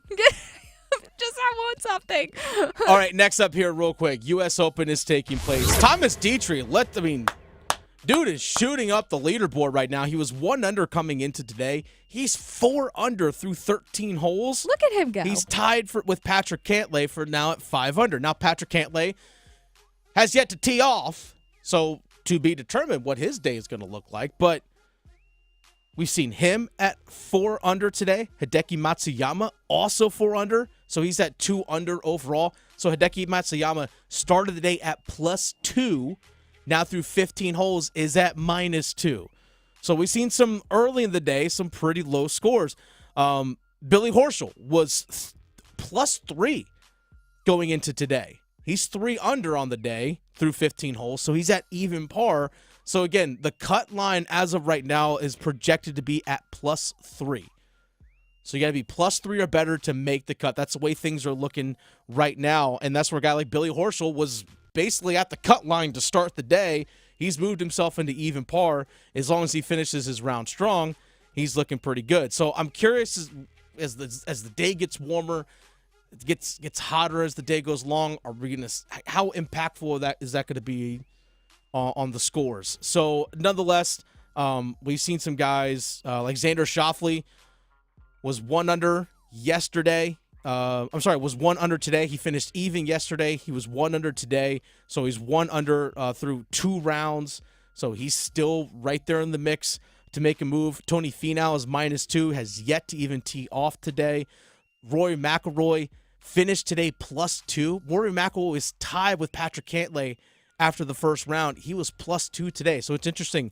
We've seen guys like Thomas Dietrich early in the day, -4, but also Rory McIlroy early in the day, +2. But Rory McIlroy is 3 under overall, so still only 2 strokes back as of right now. So he's within striking distance. Not terrible. Bryce DeChambeau finished the day 1 under 69. Nice day for Bryson DeChambeau. He's 4 under overall in the tournament. There's a lot of guys that are floating around in that even 1 under par right now that have yet to tee off. Like, for example, Jordan Spieth is actually at 1 under on the day, so he's actually at +1. He's still yet to finish his round. But Brooks Koepka is at even par. Hideki Matsuyama, like I said, was 2 under today. Colin Morikawa got to 2 under. Got to even yesterday after birdieing his last 2 holes just to get to even as well. And he is yet to tee off. So there's a lot of guys that are still in contention that have yet to tee off today. It's going to be a pretty fascinating watch to see who is going to separate themselves in a good way or a bad. Because you could play yourself out of contention today. Like, you really can. Like, you know what? If you're Brooks Koepka or Colin Morikawa, you could shoot 4 over today and miss the cut, possibly. Like, that is a real thing. You can go 4 over today and completely miss the cut. You can go 2 under today boom, you're within striking distance of taking this thing. It's how razor thin the margins are for some of those guys. So it's going to be a big-time afternoon for guys like Morikawa and for Koepka and guys and a few others. Sam Bennett included in that, who's 1 under. Sergio Garcia, 1 under, have yet to tee off today. The U.S. Open down in Pinehurst, it's pretty fascinating to follow. I'm not the biggest golf guy. I'm just not. I mean, I know sitting in this chair, I know I'm legally obligated to talk about golf because this is the Adam Gold Show. We must talk golf on this program. But nonetheless, seeing it take place in our backyard, in our state, is pretty phenomenal. And to see all these top guys in contention or right there, just every stroke is going to matter this afternoon. There's very little forgiveness on this course. And you know what? On some courses, some tournaments, hey, you know what? If I bogey this hole, that's fine because I know I'll get birdie 3 more coming up here in the next few. This course, not so much. By the way, Tiger Woods teeing off here in a couple of minutes. He's +4 on the day. He's just trying to make it to Saturday. That's it. He and Dustin Johnson, both 4 over, have yet to tee off. This is the Adam Gold Show. Dennis Cox sitting in for Adam Gold today. We talked, obviously, just U.S. Open just now. We just talked a little bit of the Stanley Cup Finals. We're going to get into a little bit of the NBA Finals Game 4, which is later on tonight. Also, we have College World Series. Let's go. Yes. NC State plays tomorrow. UNC plays today. The quest for NC State UNC baseball finals matchup. I want it. Even Steven, SEC, ACC. SEC can get out of here, can leave, go away. I'm very much looking forward to today. Me too. Very much looking forward to the College World Series. It's going to be awesome as well. I'm going to get into, in just a moment, why NC State has a chance of doing something pretty remarkable in the 2024 calendar year. I'll tell you about that in 4 minutes. Raleigh to Boone, Charlotte to Chapel Hill. Your Carolina is covered. Adam Gold on the North Carolina Sports Network. Golf's third major will be found on 99.9 The Fan. Listen all week long as we cover the U.S. Open from Pinehurst. Find out if Wyndham Clark can go back-to-back or if a new champion emerges. Depend on us for constant leaderboard updates and every big moment through the presentation of the championship trophy. Coverage of the U.S. Open on 99.9 The Fan is teed up by McConnell Golf with 16 top-ranked courses, the best private club value from the mountains to the coast. It's Men's Health Month. WakeMed Primary Care wants to remind you to schedule your annual checkup. It's important to know your health numbers related to cholesterol, blood pressure, blood sugar, weight, and BMI before it leads to chronic diseases. Focus on your health and preventing disease by building healthy habits and getting that yearly checkup and those screenings you've been putting off. To schedule your appointment, visit wakemed.org.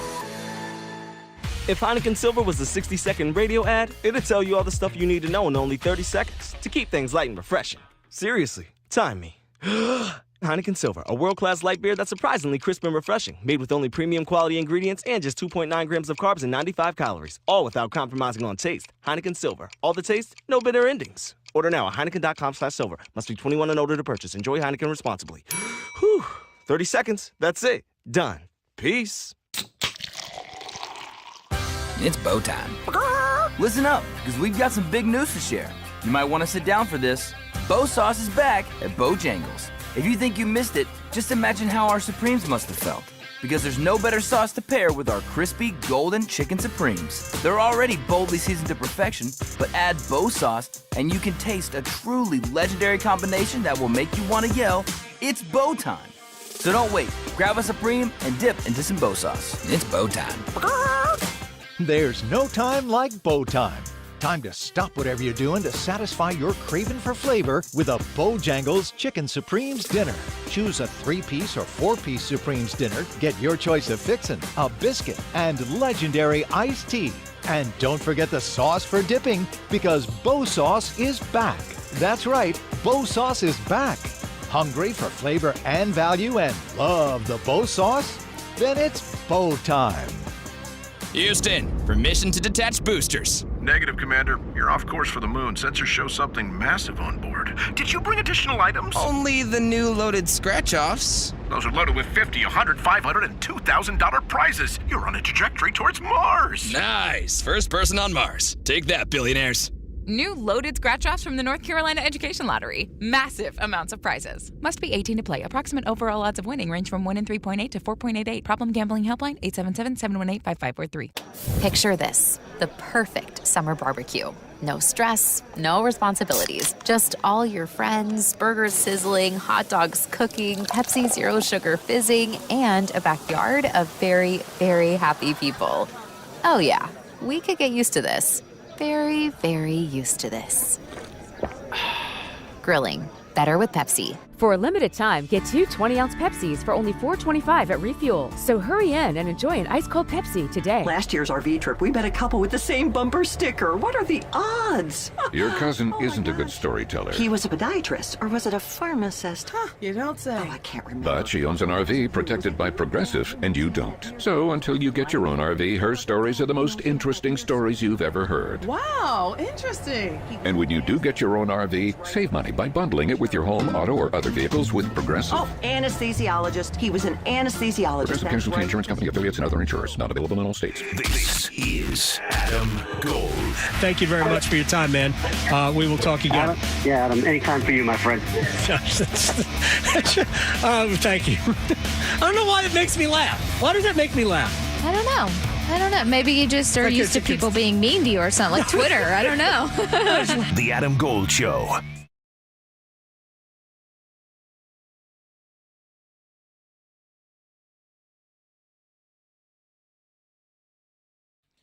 College World Series gets underway today, and the University of North Carolina faces the University of Virginia at 2 o'clock Eastern today out there in Omaha. I'm so stoked. And NC State plays tomorrow, also at 2 o'clock. I'm so excited for this because I remember, gosh, just a couple years ago when we had UNC and Duke playing each other in basketball in the Final Four, and how awesome that was. Just the fact that we could have 2 ACC teams and 2 teams here in the state of North Carolina facing each other in the College World Series in the championship because they're on opposite sides of the bracket. I'm sorry. I'm steamed up for this. Actually, yes. I'm not sorry, but I am steamed up for this, Victoria, as we all should be. Yeah. And here's something, we'll get into the North Carolina part of this here in just a little bit, but here is something that I was thinking about when it comes to NC State. Yes. NC State, I think, is the second school ever to have, in the same academic year, their football team finish in the top 25, their men's basketball make it to the Final Four, their women's basketball make it to the Final Four, and get to the College World Series with their baseball team. Second school ever to do that. That's pretty remarkable. If they walk away with the championship, that's just, icing on the cake, as they like to say. Could be pretty phenomenal. But I was actually looking at maybe at the calendar year of 2024 for the Carolina. I was about to say the Carolina Tar Heels. I'm sorry, for the NC State Wolfpack. My apologies on that. The calendar year of 2024 can be pretty remarkable for NC State with the men's basketball team making their run to the Final Four, the women's basketball team, their run to the Final Four,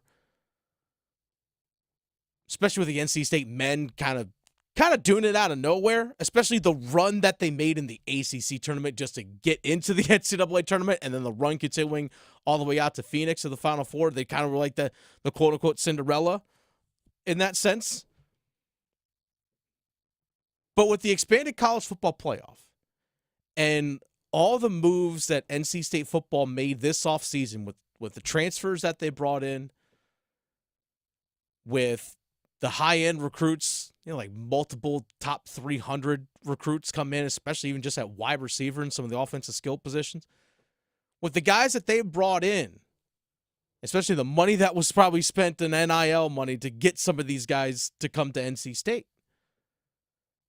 With the expanded college football playoff, if they make it, let's say, to the ACC championship game, let's say play Florida State or Clemson, something like that, and they get into the college football playoff, the calendar year of 2024, men's basketball, women's basketball, in the Final Four, College World Series for baseball, and potentially if you get to the ACC championship game into the CFP, if everything goes right the way you anticipate. What other school nationally could say that? What other? None. So you have to look at this. This is why I think this coming fall for NC State football is such a big year. Is because of, again, what baseball is doing, what basketball is doing, both on the men's and women's side.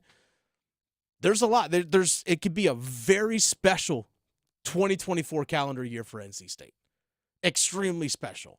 And they have the opportunity to do it. Gosh, if they win a championship here too, like I said, that's just like the cherry on top of all of it. For UNC, I mean, we've seen the resurgence on the North Carolina side of things. We've seen their basketball team, when they got to the Final Four in the first year of Hubert Davis, then they missed the tournament, then they got to the Sweet 16. It's like, all right, maybe they can build off of that season, push back to what is expected of UNC, which is Elite Eight and Final Fours. That's the expectation. That's the standard in Chapel Hill, right? They got all the banners for a reason. That's the standard there. We've seen their baseball team make this push as well. They're fourth-ranked team in the entire NCAA tournament. They hosted Super Regional, and they're back there once again. We talk about this. North Carolina is one of the big name brands of all of college sports. You say UNC, you could be out at anywhere in the country. You say UNC, like, oh, North Carolina. Yeah, okay. No, yeah, Chapel Hill, Michael Jordan. It's right up there with, you could say, Texas or Alabama, or they have that national carry. They just do. So for North Carolina, it's an opportunity for them to continue to push the other programs in their athletic department to get to this level again. We've seen field hockey continue to win national championships, right? NC State's got national championships in cross country. But maybe, again, it's pushing, all right, hey, basketball, get back to the Final Four. Women's basketball, let's get back up to that level as well. Hey, football, let's get back up to the level of expectations that you've had the last couple of seasons. Get there. Because I guarantee you, as someone who coached college athletics, I coached college athletics 9 years. I coached college lacrosse. Did it for 9 years. When you saw other programs in your athletic department get to NCAA tournaments or get to championships in the NCAA tournament, you felt the pressure on yourself, like, God, well, they're doing it, so do we. Like, you feel that pressure too. It's amazing how, like, that it's kind of built in. Say, hey, you know what? That program over there, that team is getting to the NCAA tournament consistently, Sweet 16s, Elite Eights, or whatever it might be. I have no excuse because I'm in the exact same school as you. It's not like, well, they're at another school that has better resources or facilities, wherever it might be. Nope. You put the pressure on yourself as well when you see other school or other programs in your athletic department have that success. By the way, speaking of the games itself, Victoria, let's pull up the clip of Scott Forbes talking about getting to play Virginia in the first game. UNC, that first pitch, again, at 2 o'clock Eastern today, they play the University of Virginia. Speaking of University of Virginia, we talk about an athletic department that has had a ton of success outside of football over recent years. To me, there's no advantage for either team in terms of like scouting or anything like that. You've played each other this season. You know everything about each other. Just go out there and just play your game, as I like to say, right? Well, here's Scott Forbes on getting to play UVA in the first game. We have a lot of respect for them. I know they have a lot of respect for us. We've both been really good in our division and really good in the ACC. But, you know, we have played them 3 times, and we played them at their place. So from the scouting standpoint, you know, a ton doesn't change. But they're a lot different, obviously, at this point than when we played, and we're a lot different than when we played. But at the end of the day, I've been out there long enough to know that the 8 teams are out there for a reason. And we're going to have to play extremely well. So we'll focus on us more than we'll focus on Virginia. Should be a fun one. It should be a fun one. It should be an exciting College World Series because these are, again, Carolina, State, these two teams have built themselves up into national baseball brands, like national contenders in terms of baseball. That's just what they are. And by the way, Scott Forbes, UNC baseball coach, talked about the experience that they have going into the College World Series. Yeah, on the staff alone, there's a lot of experience going to Omaha. And I didn't play in Omaha. I just coached in Omaha. But Coach Gaines played in Omaha. Coach Wierzbicki played in Omaha. Coach Riley played in Omaha. So they can tell the guys, here's what I felt like I did well. Maybe here's what I didn't do, what I needed to do to prepare. Because we want to do our job to help them win a national championship. But we also want them to experience what they should experience by getting there. So you got to work those things in. So we're excited about that. But we also have experience from the standpoint of we don't have guys that have played in Omaha, players, but when you've played in front of that many people in an ACC championship against NC State and then had the games we had here, I feel like it prepares us for that. Coach. So again, the experience and all that stuff is very important. And speaking of that experience, I know back in 2021, NC State had the experience of going to Omaha. COVID times, things were pretty wild, I guess you could say. It was kind of a lot of uncertainty. It's crazy to think it was just 3 years ago, but it feels like a lifetime, Victoria. COVID restrictions, games and stuff were still taking place. I know. Well, NC State, when they were competing against Vanderbilt to get to the actual finals, they had a lot of guys that were told, nope, you're not allowed to play because of COVID contacts and things along those lines. So they basically rolled out there with 11 dudes and still almost won against Vanderbilt. Still had a chance, but then they were told, no, you guys can't play because of, again, these are COVID times. I'm not going to rehash all that. But Elliott Avent, the head coach of North Carolina State, said, you know what, that's still in my mind. Oh, yeah, it's like I said, I'm not big on revenge, chip on my shoulder. I'm not that kind of coach. Doesn't mean I don't still harbor real bad ill feelings for a couple guys there, and hopefully I'll see them this week. But what happened in 2021 was a travesty. Anybody with any kind of responsibility or anything that they're in charge of for kids that can do what they did to the 21 team, they should have immediately resigned, in my opinion. They shouldn't still be working there. But so what happened?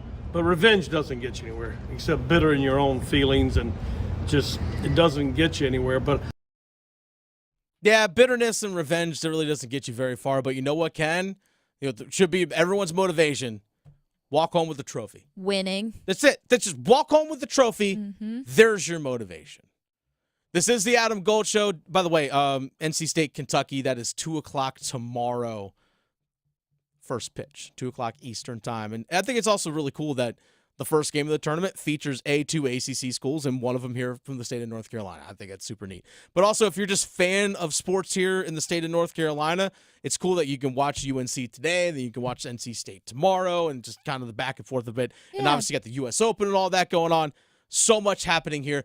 Follow the Big Rock Fishing Tournament that's going on out there, folks. Because that's happening. I'm not going to lie. I get wrapped up in the Big Rock. Well, I really do. I just love how ooh, they brought in what size marlin? Oh, who's hooked up? Oh, they released one. What happened? They didn't accept that fish? See, this is all stuff that I didn't realize. I had no idea. It's that boat caught a 47.7 pound wahoo. Oh, this one came out only 42.8. Dang it. They bet they thought they had one. Anyway, I get wrapped up in the Big Rock. There's so much happening here in the state of North Carolina, and I absolutely love it. But there are a lot of other things happening in the sports world, Victoria. Yes, there is. And let's dabble into that. New segment idea here. We came up with it today. Call it the 2-minute drill. So we got 5 different topics. We're going 2 minutes on each. No more, no less. All right, Victoria, start the clock. First things first. UFC 303. Conor McGregor pulling out of that event, which is supposed to be later on this month. Yeah. UFC 303. He was supposed to fight up. Was it at welterweight against Michael Chandler? Or was it at lightweight? I think it was welterweight. I think it was supposed to be at 170. But nonetheless, Conor McGregor pulling out of a fight due to injury. First time in his career, Victoria, that he's ever pulled out of a fight due to injury. Ever pulled out. And it's a quote injury. I'll believe it when I see it because this is new Conor McGregor. This isn't like old. This is post-injury, like when he had a real injury and his foot was dangling kind of thing. Yeah. Pre-injury, yes. Pre-Conor, he did not back out of fights, but this had shade written all over it. Yeah. Some people were convinced it was going to happen. I was holding my breath the whole time. This is why I did not spend over $1,000 on a seat to see this in Vegas because I do not rely on Conor McGregor and, just even being able to pass a test that he's not been able to do before. So I didn't believe this at all. I felt it was just a pub stunt and maybe they wanted it to be real. I think a lot of people were really excited for it. I was very excited for it. It's just, I'm not surprised. They did, I don't know if you know this, they did announce the new main event. Yes. So that one is going to be Alex Pereira and Yuri Prohaska. So light heavyweight championship. And this is a rematch. So it is very, I'm excited for that, but I know a lot of people are super disappointed, especially the nostalgia. We've been talking about that, the past couple days. It's just, it would have been fun to see McGregor, especially against Chandler, fight because they got beef. Since he fought, we got 10 seconds here. Since he fought Oh, Floyd sorry, Mayweather. I totally No, soaked it's all up good. all that. No, it's fine. Since he fought Floyd Mayweather back in 2017, he's only fought in the octagon 4 times. He's 1-3. That's it. And he hasn't fought since 2021 since he had that injury against Dustin Poirier in that bout. All right, that's 2 minutes. Let's go on to the next one. Caitlin Clark, we see her name pop up on a lot of different spots, whether it's on ESPN, a bunch of different talk shows and things along those lines. But for reasons outside of the actual sport she is playing in terms of women's basketball at the professional level, Caitlin Clark spoke about not being focused on outside conversations. It seems no matter what you do or what is done to you, it becomes a topic nationally. And a lot of times it becomes divisive. I wonder from your standpoint how you feel about people using your name in whatever culture wars or whatever wars they're fighting. How do you feel about that? It's not something I can control, so, I don't put too much thought and time into thinking about things like that. And to be honest, I don't see a lot of it. Like I've said, basketball's my job. Everything on the outside, I can't control that, so I'm not going to spend time thinking about that. People can talk about what they want to talk about, create conversations about, whatever it is. But I think for myself, I'm just here to play basketball. I'm here to have fun. I'm trying to help our team win. Simple as that. Yeah. And again, the conversations around her are not her doing. It's not stuff that she is saying. It's what people are saying about her. She's not provoking anything. She's not. And there's a lot of conversations about some of the hard fouls that she took, Victoria, especially early in her professional career in her first season, and then not being announced to the U.S. women's Olympic team for basketball. And a lot of people were trying to make so much more about that than what it was, as opposed to she's a rookie in the WNBA, and veteran players are going to test you because that's what happens in sports. Yeah. And that she's also not ready at the professional level or to compete internationally in FIBA competition for the U.S. women's team. Mm-hmm. She's just not ready then. And she's been so classy through it all too. She has been. You know what? And you know what? She's going through the rookie lumps. Mm-hmm. She's taking them right now. That's what it is. So much has been made about her. So much has been made about the basketball, or not about the basketball, as opposed to what's actually taking place, which is basketball. It's the thing. They try to use her name and her face to do so much more than what it is. All right, that's 2 minutes. We heard Dan Hurley actually speak to the media yesterday. Dan Hurley, UConn men's basketball coach, about why he turned down the Lakers' job, and he said no, it was not for leverage against UConn. When the Lakers come calling, and and you're the type of person that is competitive and looking for challenges and wants to be the best the way I am. I mean, it was something that I really had to consider. For me, this was not, again, a leverage situation. I've won back-to-backs, and and I've had plenty of leverage in the off season. So what he's basically saying, this whole conversation with the LA Lakers was not a leverage play for me to get more money from UConn. He basically, and he later on did say, I won back-to-back national championships. That's my leverage. Yeah. Like, hey, I brought you 2 titles. Proof's in the pudding. Yeah. So that's my leverage. Like you said, the LA Lakers come calling, you're going to listen. Sure. You'd be dumb not to. It's the Lakers. It's the NBA. You're going to listen.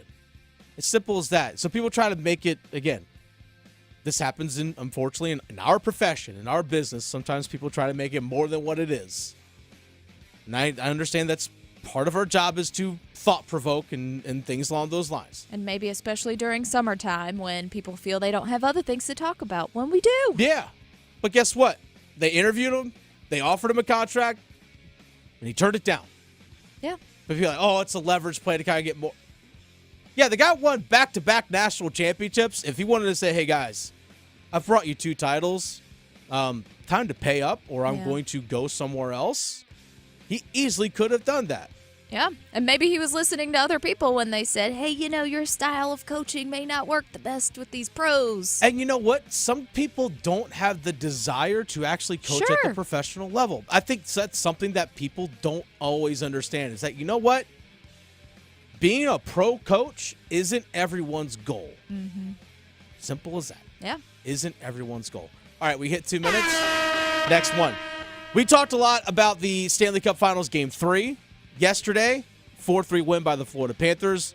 Tonight, Game 4 between the Boston Celtics and the Dallas Mavericks.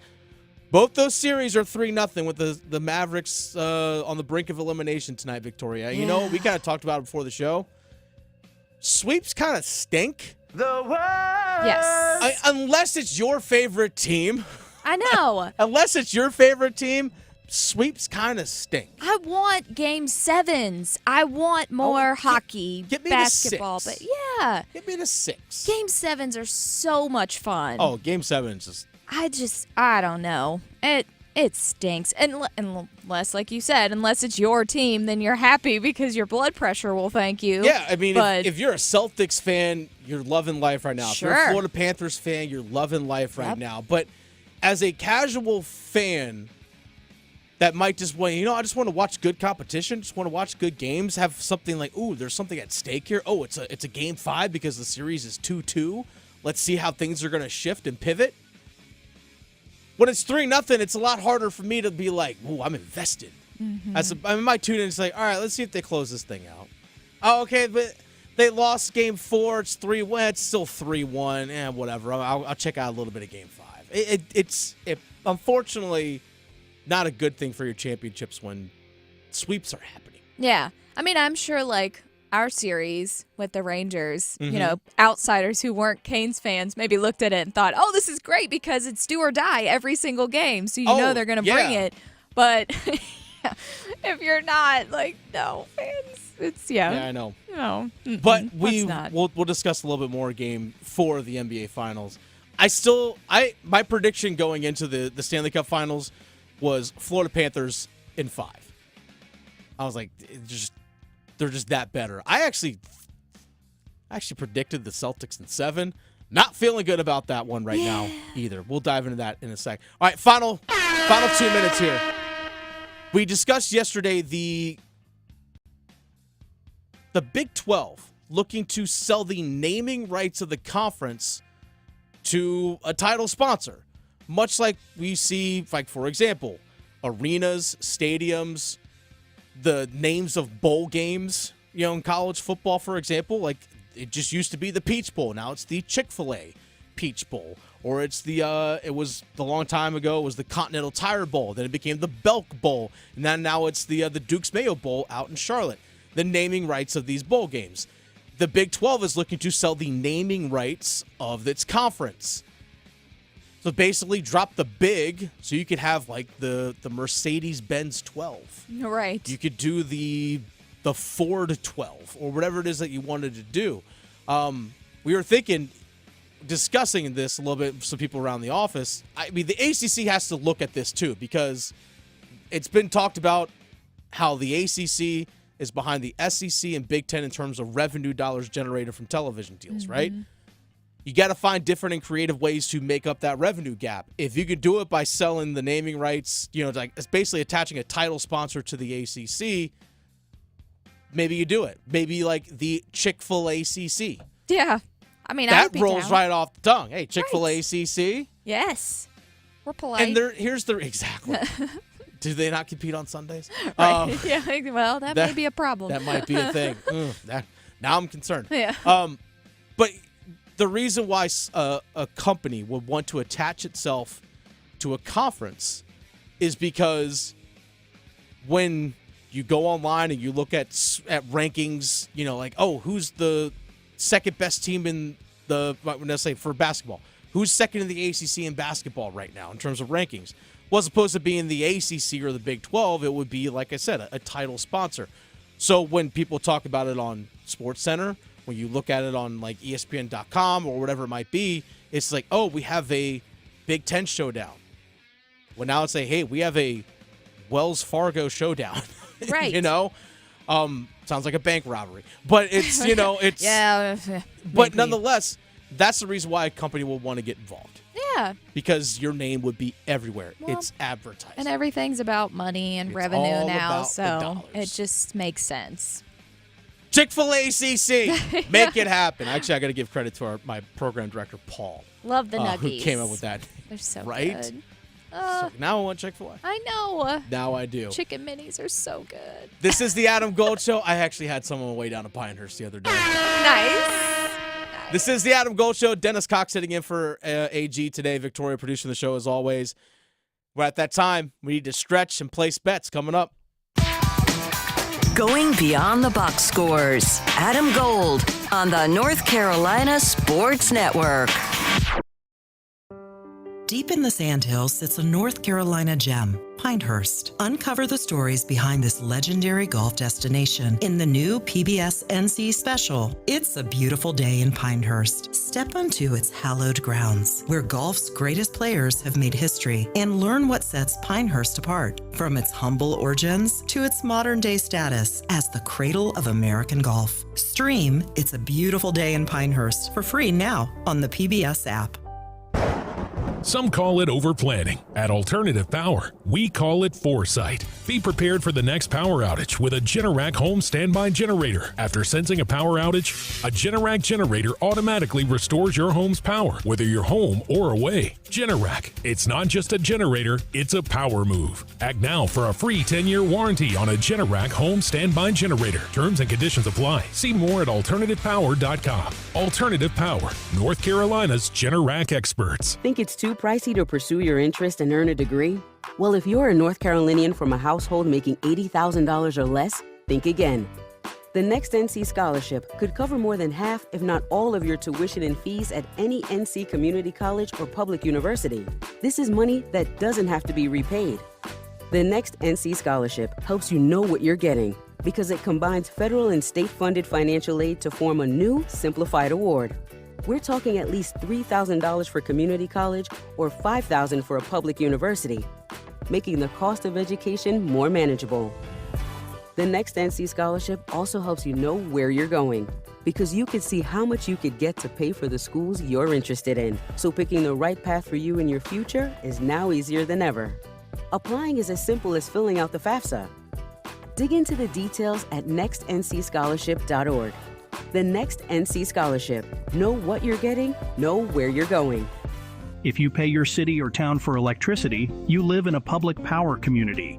Our public power providers in North Carolina keep the power on 99.9% of the time. That averages out to be less than 1 hour a year without power. Public power line workers who work day and night, rain or shine, are key to that unbeaten reliability. Better reliability, fewer outages, faster restoration. That's the value of public power.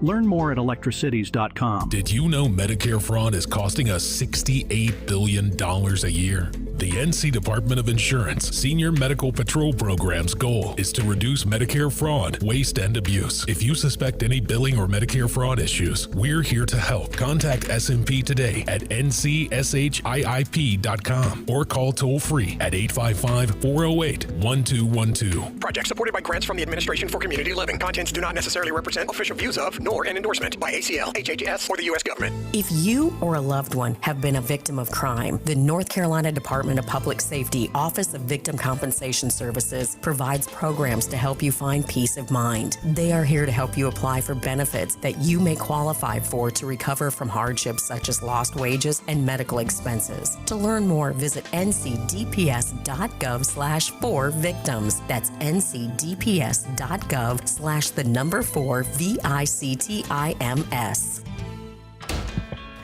Hey, everything okay? Yes, I'm fine. Honey. Hey, I'm here for you. Tell me about school today. When kids can't find the right words, music can help them sound it out. Talk to the kids in your life about their emotional well-being. Find tools and resources at sounditouttogether.org. Brought to you by the Ad Council and Pivotal Ventures. This is Adam Gold. North Carolinians wagered $659,308,541 on sports. It's a little bit. Treat it as entertainment only. Just look at it as fun. The Adam Gold Show. We'll entertain those bets and stuff here in just a few moments. This is the Adam Gold Show. Dennis Cox here, sitting in for Adam Gold today. Victoria producing the show as always. All right, it's that time, Victoria. Time to stretch. Yes, always good to stretch. So it's going to be all about the dads today. Yeah. Happy Father's Day. I know. Happy Father's Day to all the wonderful dads, whether it's stepdads, adoptive dads, second dads, whatever. Father Uncle dads. figures, yep. Yes, all the things. So first off, what do dads want to do for Father's Day? Well, Google Trends say that according to a survey, they want to be outside. They want to be doing things. So 75% of dads say their ideal Father's Day is spent outdoors. So that could be hiking, camping, barbecuing, fishing, all of that kind of stuff. Now, of course, it's going to be hot, so prepare yourself. Gosh. But they like to, grill and stuff like that. And then only 33% of dads say they prefer actual gifts, but very particular ones that they'll use, like not just another tie or whatever. But, if they have a hobby, something related to that, like if they like fishing stuff.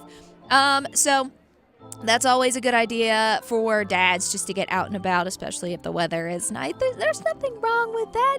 So, yeah, and it also said in this survey that 56% of dads are interested in taking on a new hobby. So maybe you could do something outdoorsy and take on a new hobby with your dad. So see, I like that. Yeah. Do a new hobby. Hey, let's go out, do a fun activity, have a fun experience. Yeah. I think that's something that a lot of people, myself included, just thinking back just a few years ago about how we were not able to have any experiences at all. Right. Because we really weren't able to get together, and a lot of stuff was closed down or, on hold or whatever it was. Mm-hmm. So for me, my girlfriend and I, we've been to a ton of concerts over the last year and a half because we missed out on so many. Oh, sure. It's just, we didn't have a chance to go do it. We're going to go to a bunch of concerts. Yeah, go have that fun experience, which, by the way, here I know in North Carolina, just looking at July through September, like the actual summer months, expect above average. Ooh. Actually, not above average, but just above average temperatures. It's going to be a hot summer. But gosh, it's already this whole week's looking at the 90s. I know. Like it's June. Why? Why is it 84? I was already talking with someone this morning about why are we at that level now where we sweat in the morning? Like insane.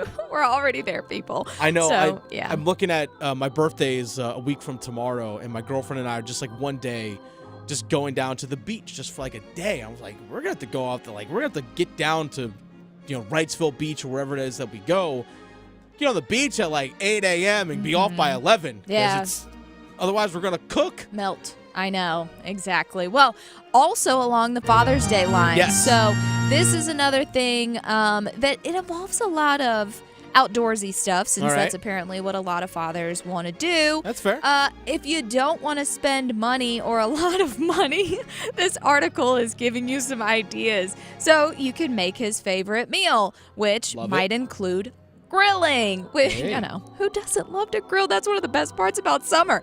Or you could watch games with him. You know, we've got the NBA, NHL finals. We also have a lot of baseball going on. We've got ACC games here locally. We've got Big Rock, so there's plenty of options. Take Dad to Pinehurst.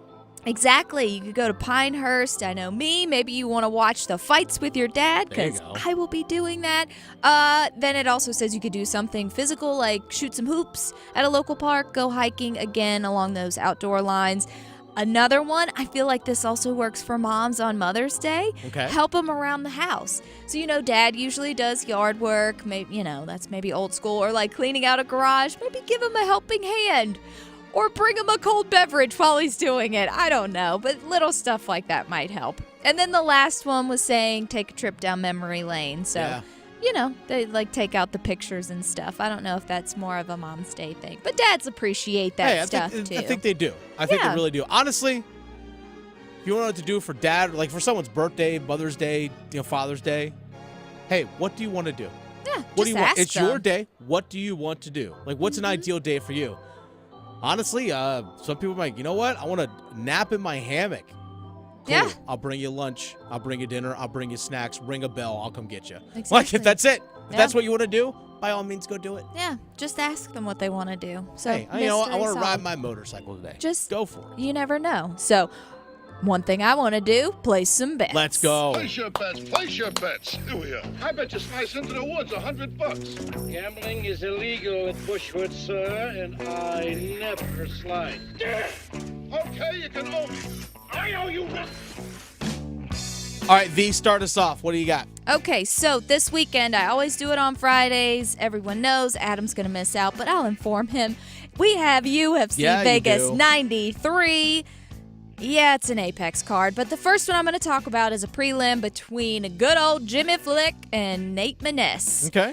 This one, I'm not going to pick once retired, now not retired Jimmy Flick. Give me Nate by the points, plus 600. Oh, by points. Oh, you think Yes. this one's going to go the distance? I think so. Jimmy Flick to win that fight is a plus 425. Yeah. That is a whew. Yeah, I was looking at some of the odds and stuff on that one earlier as well. I'm going right to college baseball. Nice. Give me North Carolina minus 1.5 runs at plus 124 against Virginia. Okay. On the money line, UNC is the favorite at minus 135, but give me the minus 1.5 runs. I think they win this one by 6. Okay. Because I'm feeling that good, Victoria. Right? Well, hey, you got to go with what you feel. Exactly. Got to do it. So my next one, which also, by the way, I've made my video for this, which will be on the 99.9 The Fan YouTube page. Yes. And I talked about all of these fights in depth, but I'm just going to go over it vaguely. So Josh Quinlan versus Adam Fugit. These two, I'm just leaning Josh. I just think Josh is going to win this one. Okay. And I think he might do by knockout, because both these guys win most of their fights by like KO or TKO. So give me Josh by a knockout, plus 155. Okay, Josh Quinlan to win that fight overall is a minus 125. So pretty tight. Pretty tight betting line right there. Because now you do UFC stuff. I got to give you lacrosse picks. Yeah. I got to give you lacrosse picks, including tomorrow. The Carolina Chaos take on the Utah Archers. Give me the Chaos at plus 124 on the money line, Victoria. I like it. Chaos. Even though the Archers are the defending champs, give me the Chaos. Okay. Well, you know, as a Caniac, we like to cause chaos. That we do.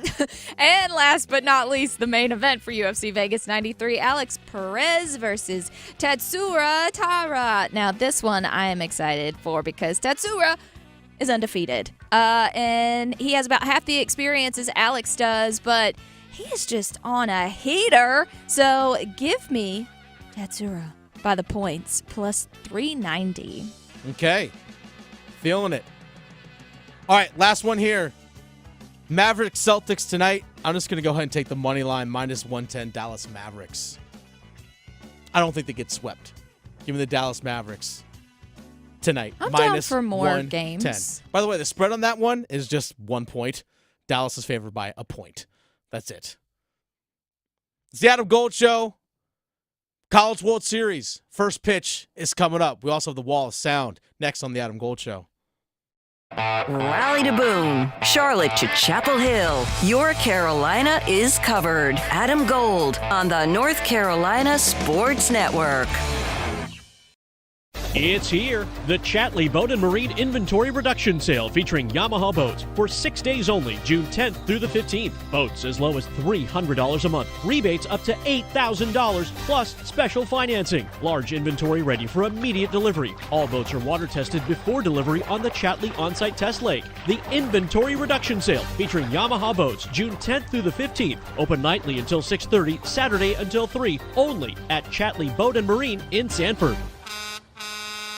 Diamonds Direct has done it again. This month only, get ready for an offer you can't resist. Buy a natural diamond engagement ring of 1 carat plus and receive a free natural 1 carat diamond tennis bracelet valued at $2,000. That's right, a stunning diamond tennis bracelet at no extra cost. Imagine giving her the ring of her dreams and her wedding gift all at once. So hurry into Diamonds Direct. Your chance to get a free tennis bracelet will not last long. Details at diamondsdirect.com.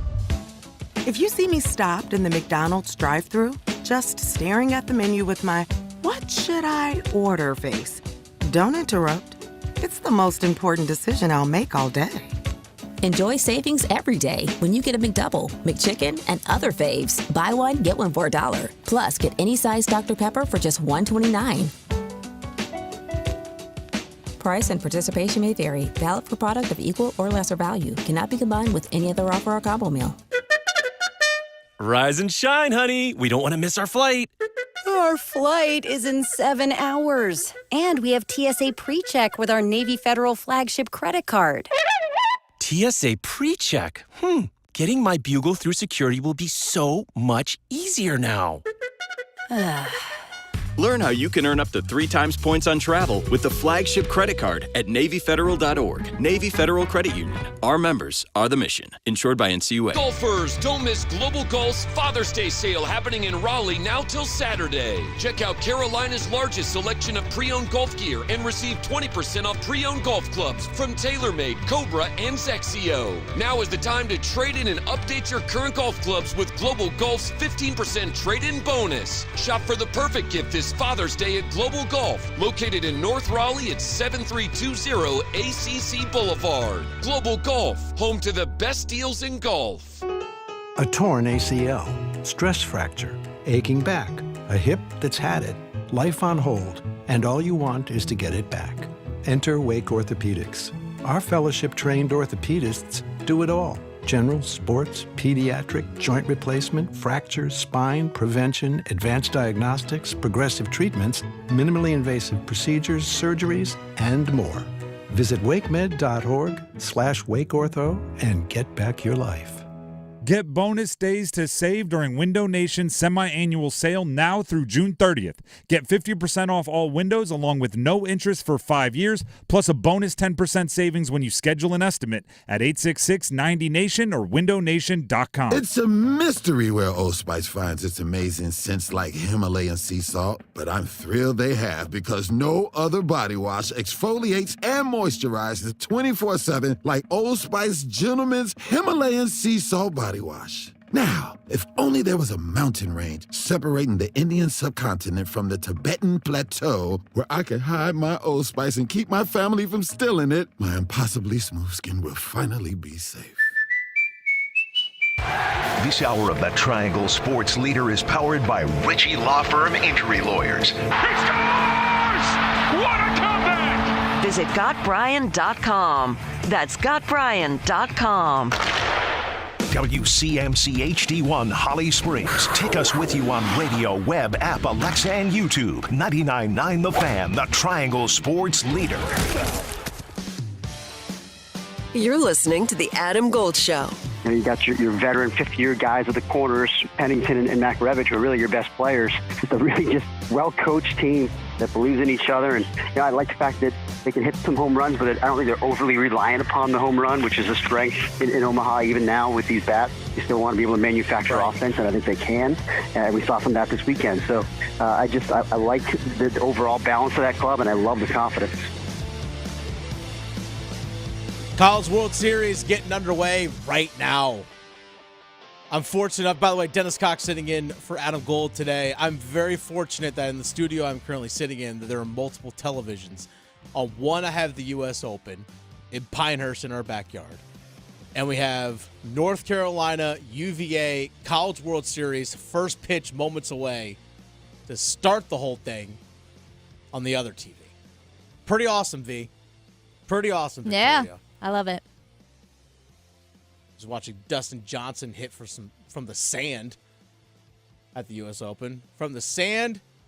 I know. Speaking of to the beach, green. It looks like they're at the beach when they're doing just short of it, I should say. Yeah, that's actually one thing I noticed at Pinehurst is that you ever notice the parts of the beach where you're like, okay, you parked your car and you're walking toward the beach, you may be carrying your stuff, and you're like basically like crossing over the dunes and there's kind of like the high grass with the sand and those kinds of things. That's just off the fairways at Pinehurst. Yes. It's pretty remarkable. It's actually really, really cool. Yes, that's the part where you start burning the skin off of your feet to get to the beach. That is 100% what that is. But nonetheless, we've seen a lot of players playing from those spots because that course is super unforgiving. By the way, a little quick U.S. Open update before we get into the Wall of Sound. Thomas Dietrich, -4 today through 16 holes. He's tied atop the leaderboard with Patrick Cantlay. Both are at 5 under. Patrick Cantlay is just 2 holes in. He's even par right now. Bryson DeChambeau finished 1 under par today. He's -4, so he's 1 stroke back from the lead. Rory McIlroy was tied for the lead at 5 under going into the day. He shot +2, so he dropped to 3 under today, but again, still within striking distance. So big days from Thomas Dietrich and also Hideki Matsuyama, who was +2 going into the day. He shot -4 and is now 2 under on the tournament. Sergio Garcia was 1 under yesterday through 2 holes, already 1 under today, so he's 2 under par on the tournament. So a lot of guys within striking distance. Yeah. Should be a lot of fun. Should be a fun, if you're really into golf or if you're into just high-level competition with a lot of things at stake and, big matchups and tournaments and things like that, this is going to be a fun weekend to watch. Or if you have a bet on it. I do not, but I know some people do, and that definitely adds a little spiciness to it. I don't either, and I'm very thankful because I did say, yeah, you know what, Victor Hovland, I think, will win this thing. I don't think he's going to make the cut. I would have no idea. I don't think he's going to make the cut. Speaking of guys making the cut, looks like +3 right now is the cut line to make it into the tournament. I'm sorry, to make it past the weekend, or into the weekend, I should say. Dustin Johnson, +4 overall on the tournament, as is Tiger Woods. They're still early in their round. Tiger has completed 2 holes. Dustin Johnson has just completed 1 hole so far, but those guys need to do some work. Same with a few others, just to get over the cut line. Matt Fitzpatrick, who I think won the whole thing last year. He's +4. He's already +1 today through 3. He's trying to make the cut. So Scotty Scheffler, for example, the favorite to go win this thing. Never really brought this up. Scotty Scheffler, the favorite to win the whole darn thing. Mm-hmm. He was +4 today. Wow. +4. He's +5 on the tournament. Dude's not making the cut. That's so unscotty. Simple as that. Unless everyone above him just collapses. Scotty Scheffler's not making the cut. Wow. Not going to make the cut. It's what it is. It's what it is. All right, let's get to the wall sound. The Wall of Sound is a function of this studio. There's no doubt about it. So tomorrow, NC State takes on Kentucky. UNC taking on UVA. That first pitch is literally just moments away. But NC State taking on Kentucky in the College World Series. Elliot Avett, their head coach, gives his thoughts on Kentucky. Everybody's good at this time of year, and they're good. We watched our game over on our bus on the way back. We watched our game over. And I think the other bus we had 2 buses, may have been watching Kentucky, and they're very good. They play a little bit of small ball. They're one of the teams in the SEC that plays probably more small ball than the rest of the teams do, and they got great team speed. Got a great team. I actually saw them play a couple times in the regional, so they're very, very good. One thing I like about college baseball, you do see some of the small ball aspects still in play.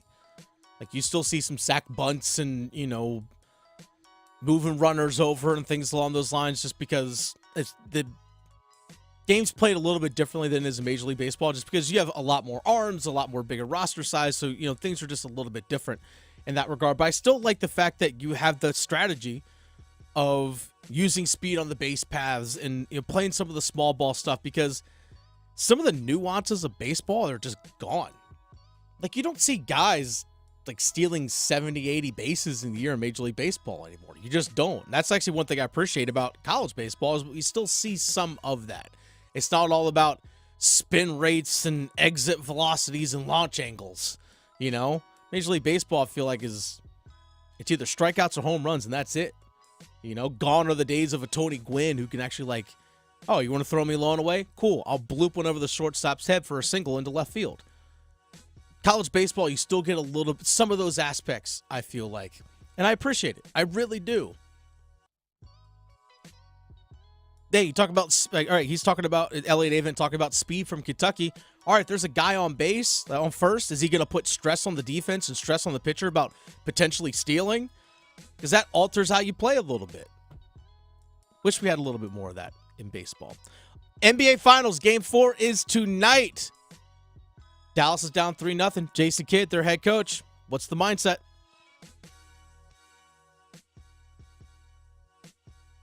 Yeah, we got to build on the fourth quarter. I thought we were desperate. We have to be aggressive. And I thought the guys out there, got us back into the game. And that's the way we got to play for 4 quarters if we want to beat Boston. Yeah, desperation. You better have it, because otherwise you're done. Otherwise you're done. You don't get it done tonight, your season's over. I mean, you're already at home in Dallas, so basically it's like, all right, you don't have to fly to Boston. After this game, after tonight, the Celtics are flying back to Boston. The question is, are the Dallas Mavericks following them? Because either way, Boston's going back. Question is Dallas going to stay in Dallas? I think Dallas actually does win tonight, because it's just so hard to sweep a team. So hard to do. But on the other side of things, for Boston, the Boston Celtics, Joe Mazzulla, their head coach, was asked, hey, I know you could win the series in Game 4, but would you rather win it at home? Yeah, I mean, Game 4 is important because it's the next game. Regardless of if it was, 2-1 either way, like Game 4 is the next opportunity for us to execute and to play. And so the focus just needs to remain on what has gotten us to this point. Also playing without an expectation. Like if you think for 1 second that you're not going to get even a better version of Dallas tomorrow that you got last night, then you're kidding yourself. So we just got to be ready for that. And, I thought the guys were. I think to be down 1 on the road was a gift that we got to be grateful for. And we got to expect to be in tougher situations tomorrow, and, we'll be judged by how we handle it. Okay. So he was asked, would you rather want to clinch at home? But nah, he's like, you know what? Game 4 is all that matters right now. Now, for a fan, Victoria, it's always nice when your team clinches a series, and in this case will potentially win a championship. It's always nice when you can do it at home. Yes, only for a fan perspective. From a fan perspective, sure. Mm-hmm. If you're Joe Mazzulla, it's like, what is he going to be like? Hey, you know what, guys? If we win, great. Right. But if you don't, that's cool, because we could win it at home. Mm-hmm. We can win it at home. Yeah, from a fan perspective, win it at home, of course. But as a professional, you're like, no, let's just close this out. I'm not here to play with my food. Yeah, I get a chance tonight to win a title. Mm-hmm. I'm doing everything I can to win tonight. And plus, you don't want to get injured to where that, down the road could be a problem. So, know. at this point, they're just trying to get home. You never and know. get the win. Speaking of another team that might clinch a series this weekend, tomorrow is Game 4 of the Stanley Cup Finals. Last night was Game 3. The Florida Panthers won it 4-3 on the road in Edmonton over the Oilers. Paul Maurice, their head coach being the Florida Panthers, I should say, former Carolina Hurricane head coach. But Paul Maurice, head coach of the Florida Panthers, yeah, happy to be one game away, but the focus is still on the next one. Well, you have to have a plan, and that plan can't come in yesterday. Right? You're very careful about walking into the room as a coach with something they haven't heard before at this time of the year. So we would have talked about our recovery post-game, and they've done that not just in the playoffs, in the regular season. We have a plan, and I'm looking forward to going to bed. So I'm going to keep my focus on that, enjoy the heck out of it. Fortunate enough to wake up, I got a plan for tomorrow, and then I'm not looking anywhere past that. That's it. Pretty cut and dry from him. Paul Maurice, it's fantastic. His interviews. I'm a big fan. He's just hilarious. It's one of those things, like, even if you don't have any ties with him, if you're not a Canes fan, former Canes, whatever, he's just funny. He is funny what he says. And I think that is the true and correct mindset to have, is just you focus on the next game. It's not like, oh, we could win this whole thing. Like, the focus, win the next one. Win the next one. Like, I mean, I still play hockey, and when your team scores a goal, it's the mindset of get the next one. Okay, you give up a goal. Okay, get the next one. That's literally all your focus is. So that's the Wall of Sound. By the way, some U.S. Open updates. U.S. Open updates here for you real quick. Thomas Dietrich has fallen down to 4 under. He has bogeyed 2 of his last 3 holes. He was at 6 under. Now he's down to 4 under. Patrick Cantlay, the leader after round 1. He's even through 2 holes today. Ludvig Åberg, 1 under today. So now he's at 5 under. So now it's a tie atop the leaderboard between Ludvig Åberg and Patrick Cantlay at 5 under. Bryson DeChambeau finishes round today again at 1 under. So he had 1 under for his round today, 4 under overall. Thomas Dietrich, still 3 under on the day, 1 more hole to play, but he's 4 under overall on the tournament. But again, he's bogeyed 2 of his last 3 holes. Again, very unforgiving course. Very unforgiving course. If I'm him, I'm probably thinking, just focus on the next hole.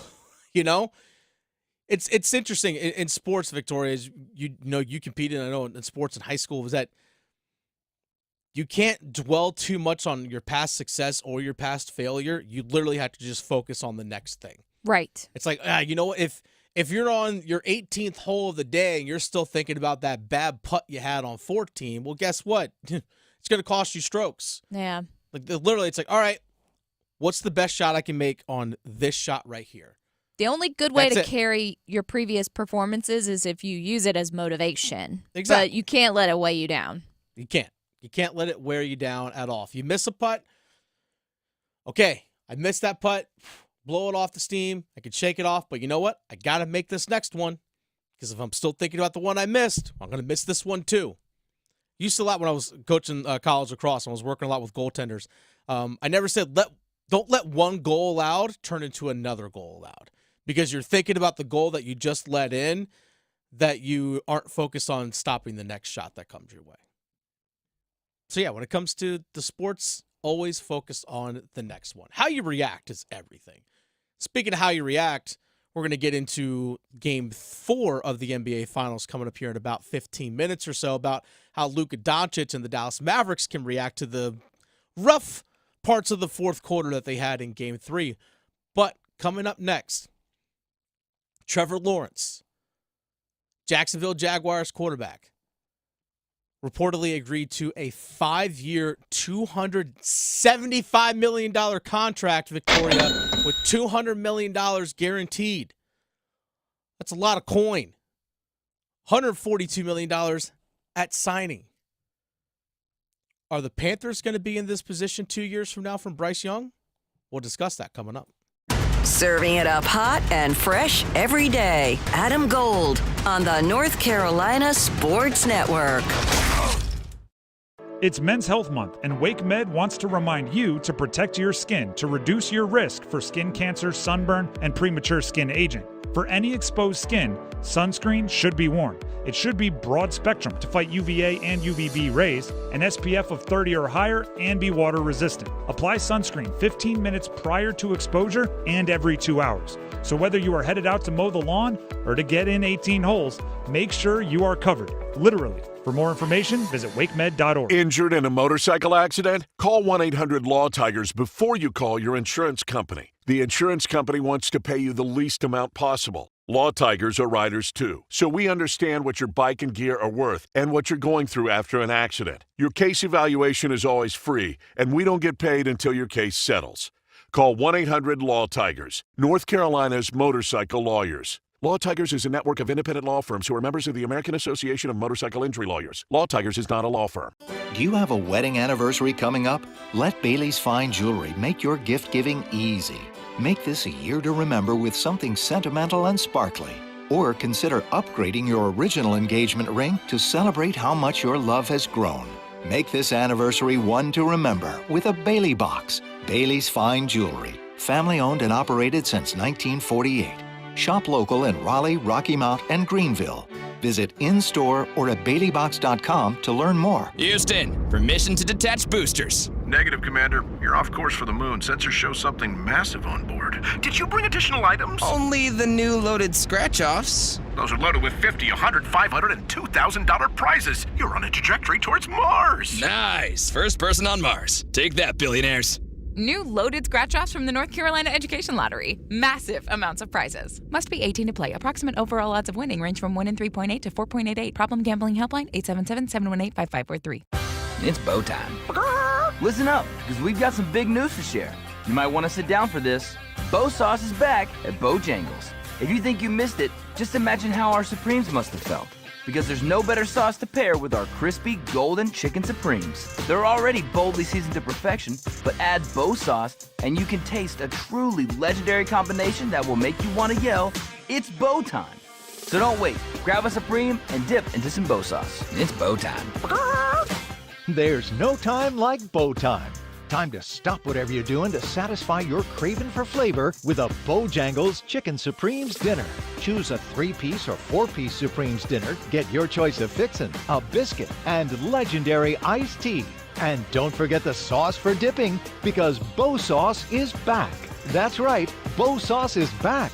Hungry for flavor and value and love the Bow Sauce? Then it's bow time. Everyone's trying to become more streamlined these days, so why not you? Adam Gold here from my friends at Travers LASIK and Dr. Lori Travers, the Triangle's only LASIK specialist, and this is your chance to become more efficient. If you are a contact lens or glasses wearer, get rid of them. Plus, Travers LASIK is offering $1,000 off right now and 0% financing for qualified customers. Go to traverslasik.com. The consultation is free. 919-510-6830. For Travers LASIK. Remarkable change begins with daring to be different. Baby, I'm on a mission with Boost Mobile, putting the latest phones in the hands of more people. Introducing the signature Coach Prime Razor, only from Boost Mobile.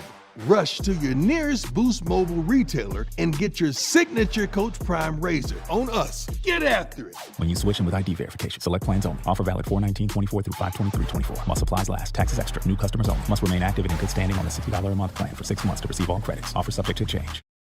This is Adam Gold. Please let the coach and GM pick this year. Right. And they put this on the sign outside of the restaurant, and I guess David Tepper actually went inside this restaurant. Do you know that there is security video of that visit? Wow. The Adam Gold Show.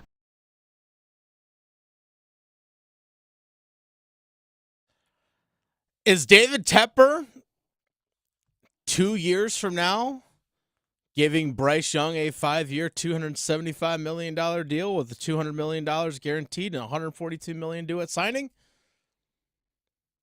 Because that's what the Cobb family, the owners of the Jacksonville Jaguars, just gave Trevor Lawrence. It's a lot of cash. It's a lot of money, Victoria.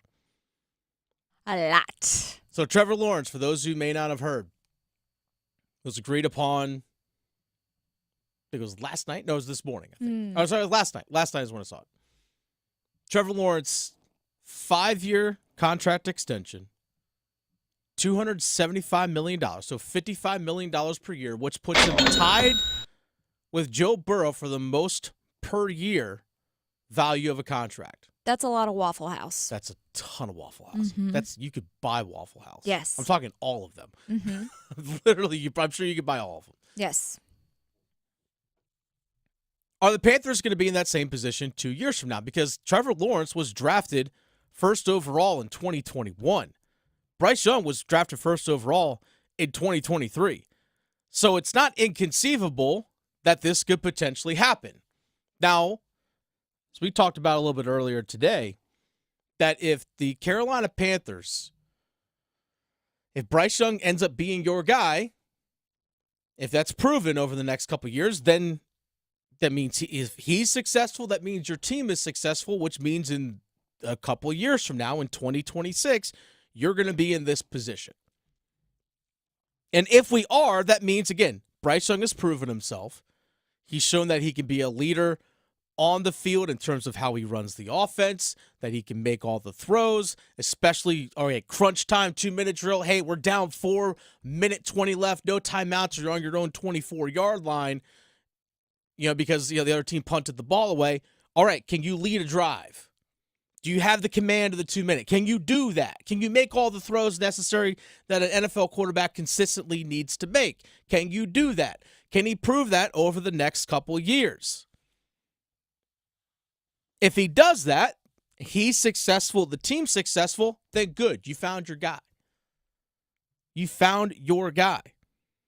Also means that he stays healthy, that Dave Canales is the right head coach and has built the right system for him, and that Brad Idzik, the offensive coordinator under Dave Canales, is actually an offensive mind that can help formulate the offense with the head coach, Dave Canales, that best fits what the Panthers need and plays to Bryce's strengths and isn't just, that's Dave's buddy, that's why he's the offensive coordinator.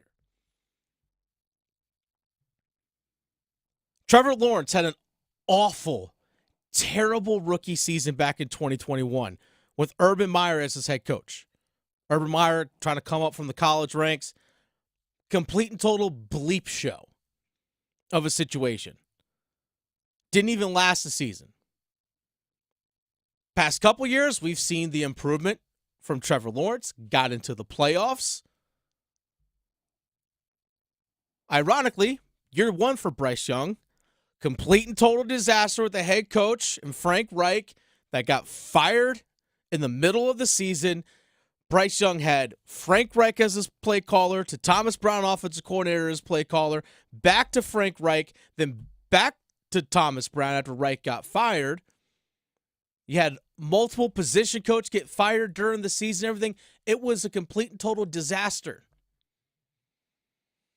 Now, there's still some people that have questions about Trevor Lawrence, about if he can be a franchise QB. Some people are still a little skeptical out there. It's like, it still hasn't shown me a whole lot. But nonetheless, 2 years from now, you can potentially be in this position if you're David Tepper and Dan Morgan. And you better hope that you are. Because if that's the case, that means you found your guy. You better hope that you, again, are in this position where you are signing this contract 2 years from now. Now, for those who don't know, NFL rookies get 4-year contracts when you're drafted. If you're drafted, you get a 4-year contract. The value of that deal is dependent on where you were drafted because it's like a certain percentage of the salary cap, and there's a whole bunch of other things that go into it. First-round picks, teams get the option of adding a 5th year to that deal. That's like the benefit of being a first-round pick. And also a benefit for teams, I should say. Like, hey, we're going to what's known as picking up your 5th year option. J.C. Horn, much like Trevor Lawrence, was a first-round pick in 2021. The Carolina Panthers this offseason said, hey, we're going to pick up your 5th year option, which means that we're going to have you this year, the 4th year of your rookie deal, and the year after. So if Carolina gets in that position where after the 2025 season, so 2 years from now in 2026, that offseason going into the 2026 season, They will have decided if they want to pick up Bryce Young's 5th year, and are you going to sign him to that contract extension? And this is the going rate for quarterbacks. It's just what it is. $50 million a year plus is the going rate for QBs nowadays. It's just what it is. Herbert, Burrow, all these other guys getting $50+ million a year. It's the going rate. If you are the Carolina Panthers, if you are signing Bryce Young to a contract like this in 2026, it means you found your dude. Which, again, you hope you have. Otherwise, you're back at square one once again. Now, they might find out, hey, the personnel that we have on this team is really good. We could run the ball well. We really like our receivers, but Bryce isn't the guy to lead it. We like the head coach. We like the system. Okay, then you can go and try and find another guy. Or you're blowing it all up again. I hope it's the former, where you found your dude, and not the latter. Yeah, because us Panther fans are tired. Yes, as you should be. Just tired of rebuilding as every single year. You should be. Forever. But that's a realistic possibility. In 2026, we'll see Adam Schefter on, whatever social media platform is out there right now, or on ESPN, breaking the news. Carolina Panthers have agreed to a contract extension with quarterback Bryce Young for 5 years and however many millions of dollars. You hope you're in that position, because that means he's your guy. Or Bryce isn't that good, and if you sign him to that contract anyway, well, then you're just bad at what you do, which some might say you are. It's the Adam Gold Show. Dennis Cox sitting in for Adam Gold today. A couple of things. Baseball update. In the top of the first inning, Virginia, UVA, had bases loaded. Bases loaded. North Carolina got out of the jam. Didn't give up a run. Did not give up a run there in the top of the first, even though UVA had bases loaded. So now UNC is coming up to the plate in the bottom of the first inning, score against 0-0. So that is where we are right now. Good on UNC, because UVA had a chance to do some damage there in the first. But they walk away unscathed. Nothing. Bottom of the first inning. Also, Patrick Cantlay still at 5 under. Ludwig Auberg still at 5 under as well. Thomas Dietrich finished his round. Finishes at 4 under overall, 3 under for the day. Bryson DeChambeau, 1 under for the day, 4 under for the tournament at the U.S. Open. Rory McIlroy +2 today on his round down there in Pinehurst. He's -3 overall on the tournament. So there's your top 5 right now. Matthew Pavon, who finished 3 under yesterday, he's just getting underway with his round as well. So that's where we are with the U.S. Open, College World Series update, and so much more going on. There was other news in the sports world here in the state of North Carolina. Jalen Chatfield signed a contract extension with the Carolina Hurricanes. 3 years, $9 million total, so $3 million per year. I'm pumped for him to be coming back for the Carolina Hurricanes. We'll discuss what this means not only for the Carolina Hurricanes now, but some other potential moves that they could make this offseason. They got one checked off. We'll discuss the others on that checklist coming up. Raleigh to Boone, Charlotte to Chapel Hill. Your Carolina is covered. Adam Gold on the North Carolina Sports Network. Hey, it's Adam Gold from my good friends at FanDuel, America's #1 sports bookie. With all the action coming to Pinehurst this upcoming week, FanDuel wants you to get in on all the carnage, all of the suspense, all of the goofiness down there in the Sandhills. And right now, all customers can get a profit boost for every round of this major championship. And this means you can boost your outright winners, your longest drive, your who's going to make your next birdie. You can bet on finishing position and get paid in full for ties. That is a big deal. No other sports books are doing this. Go to FanDuel.com/AGS. FanDuel.com/AGS to get started. Take advantage of your profit boost every round at Pinehurst. Must be 21 or older and present in North Carolina. Opt-in required. Bonuses issued as non-withdrawable profit boost tokens tokens. Restrictions apply, including any token expiration. See terms at sportsbook.fanduel.com. Gambling problem? Call 877-718-5543 or visit morethanagame.nc.gov. When the power goes out, your life is disrupted. Heat, air conditioning, refrigeration, phones, all gone. Be prepared for the next outage with a Generac home standby generator. After sensing a power outage, a Generac generator automatically restores your home's power, whether you're home or away. Power your life with a Generac home standby generator. Act now for a free 10-year warranty on a Generac home standby generator. Terms and conditions apply. See more at alternativepower.com. Alternative Power, North Carolina's Generac experts. Deep in the Sandhills sits a North Carolina gem, Pinehurst. Uncover the stories behind this legendary golf destination in the new PBS NC special, It's a Beautiful Day in Pinehurst. Step onto its hallowed grounds, where golf's greatest players have made history, and learn what sets Pinehurst apart, from its humble origins to its modern-day status as the cradle of American golf. Stream It's a Beautiful Day in Pinehurst for free now on the PBS app.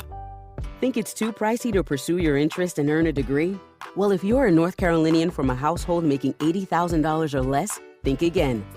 The next NC Scholarship could cover more than half, if not all, of your tuition and fees at any NC community college or public university. This is money that doesn't have to be repaid.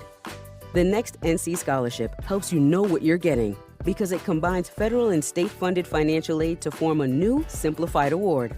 We're talking at least $3,000 for community college or $5,000 for a public university, making the cost of education more manageable.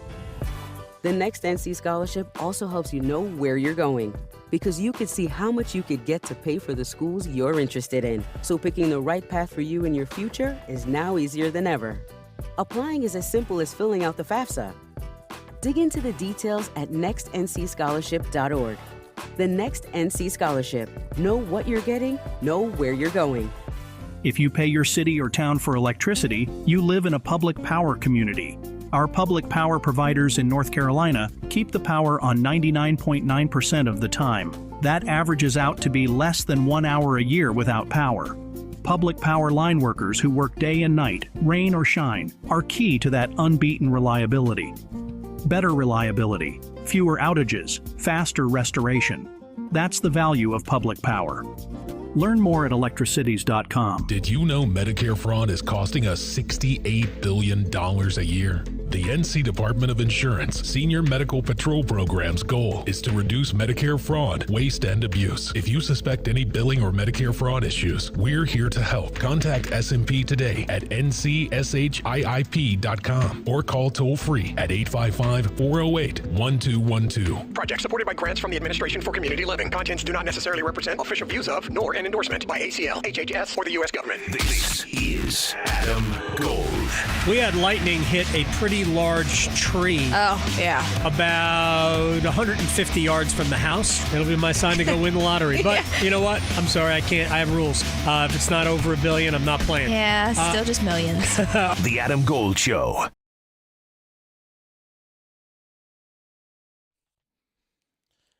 We're almost to the weekend. Congratulations, you made it. Yes. Again, a lot of big things happen. We'll get into, we mentioned Jalen Chatfield. We'll get into that here in a second. A real quick score update. In the bottom of the first inning, UNC's still at the plate, but they got one across. They got one across, baby. Nice job. One across. It was a ground out by D'Onofrio, but Cook, who was on third base, was able to score. So yeah. Actually, hold on, Victoria. I'm actually, we actually might have, speaking of Jalen Chatfield, actually might have him calling in here in just a second. Oh, nice. Well, that would be a fun little Friday surprise.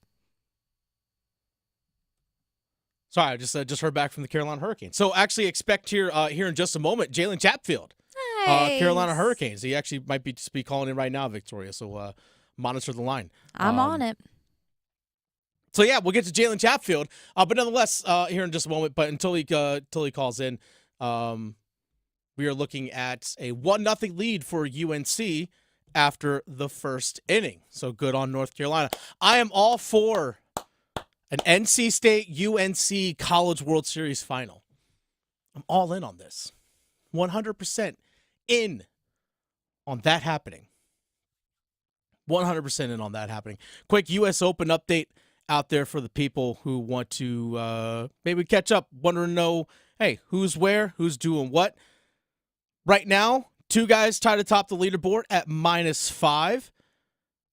Patrick Cantlay, he's -5 overall on the tournament. He was -5 yesterday. He's even through 3 holes today. Ludvig Åberg is 1 under on the day through 3 holes as well, so he is 5 under overall. Thomas Dietrich was pretty strong, was actually at 6 under overall. Bogeyed 2 of his last 4 holes to drop down to 3 under on the day. So he's 4 under overall on the tournament. So still in a great spot at -4 overall in the tournament, as is Bryson DeChambeau, who is 1 under on the day to finish his round. So he's 4 under through 2 rounds.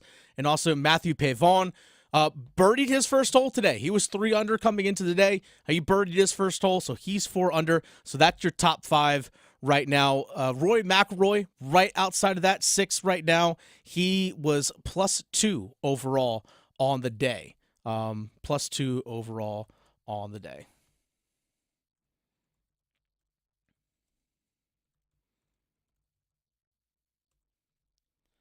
So yes, that's the that is currently the leaderboard. Sorry, I'm just getting word here from the Canes again that we should have Jalen Chatfield here in just a moment.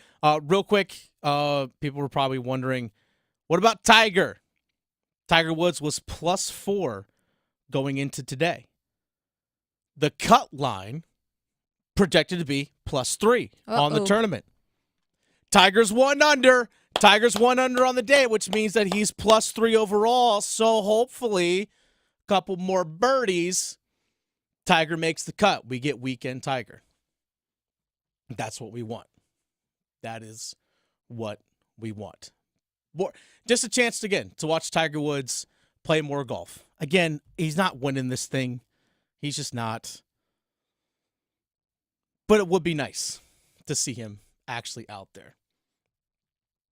Also, Jordan Spieth +1 today. He's +3 overall on the tournament.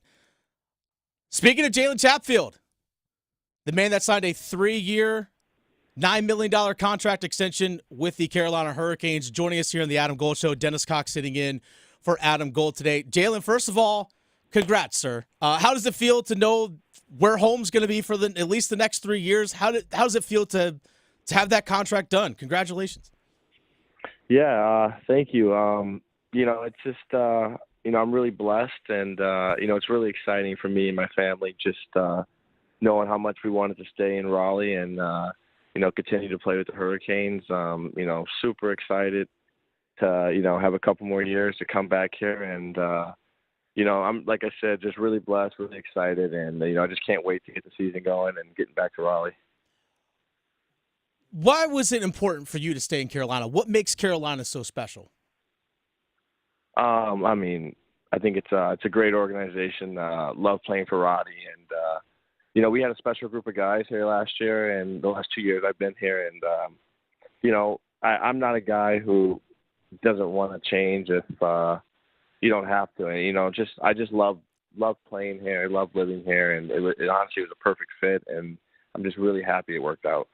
Carolina Hurricanes defenseman Jalen Chatfield joining us here on the Adam Gold Show. Dennis Cox sitting in for Adam Gold today. Again, Jalen Chatfield was announced earlier today that he signed a 3-year contract extension with the Canes.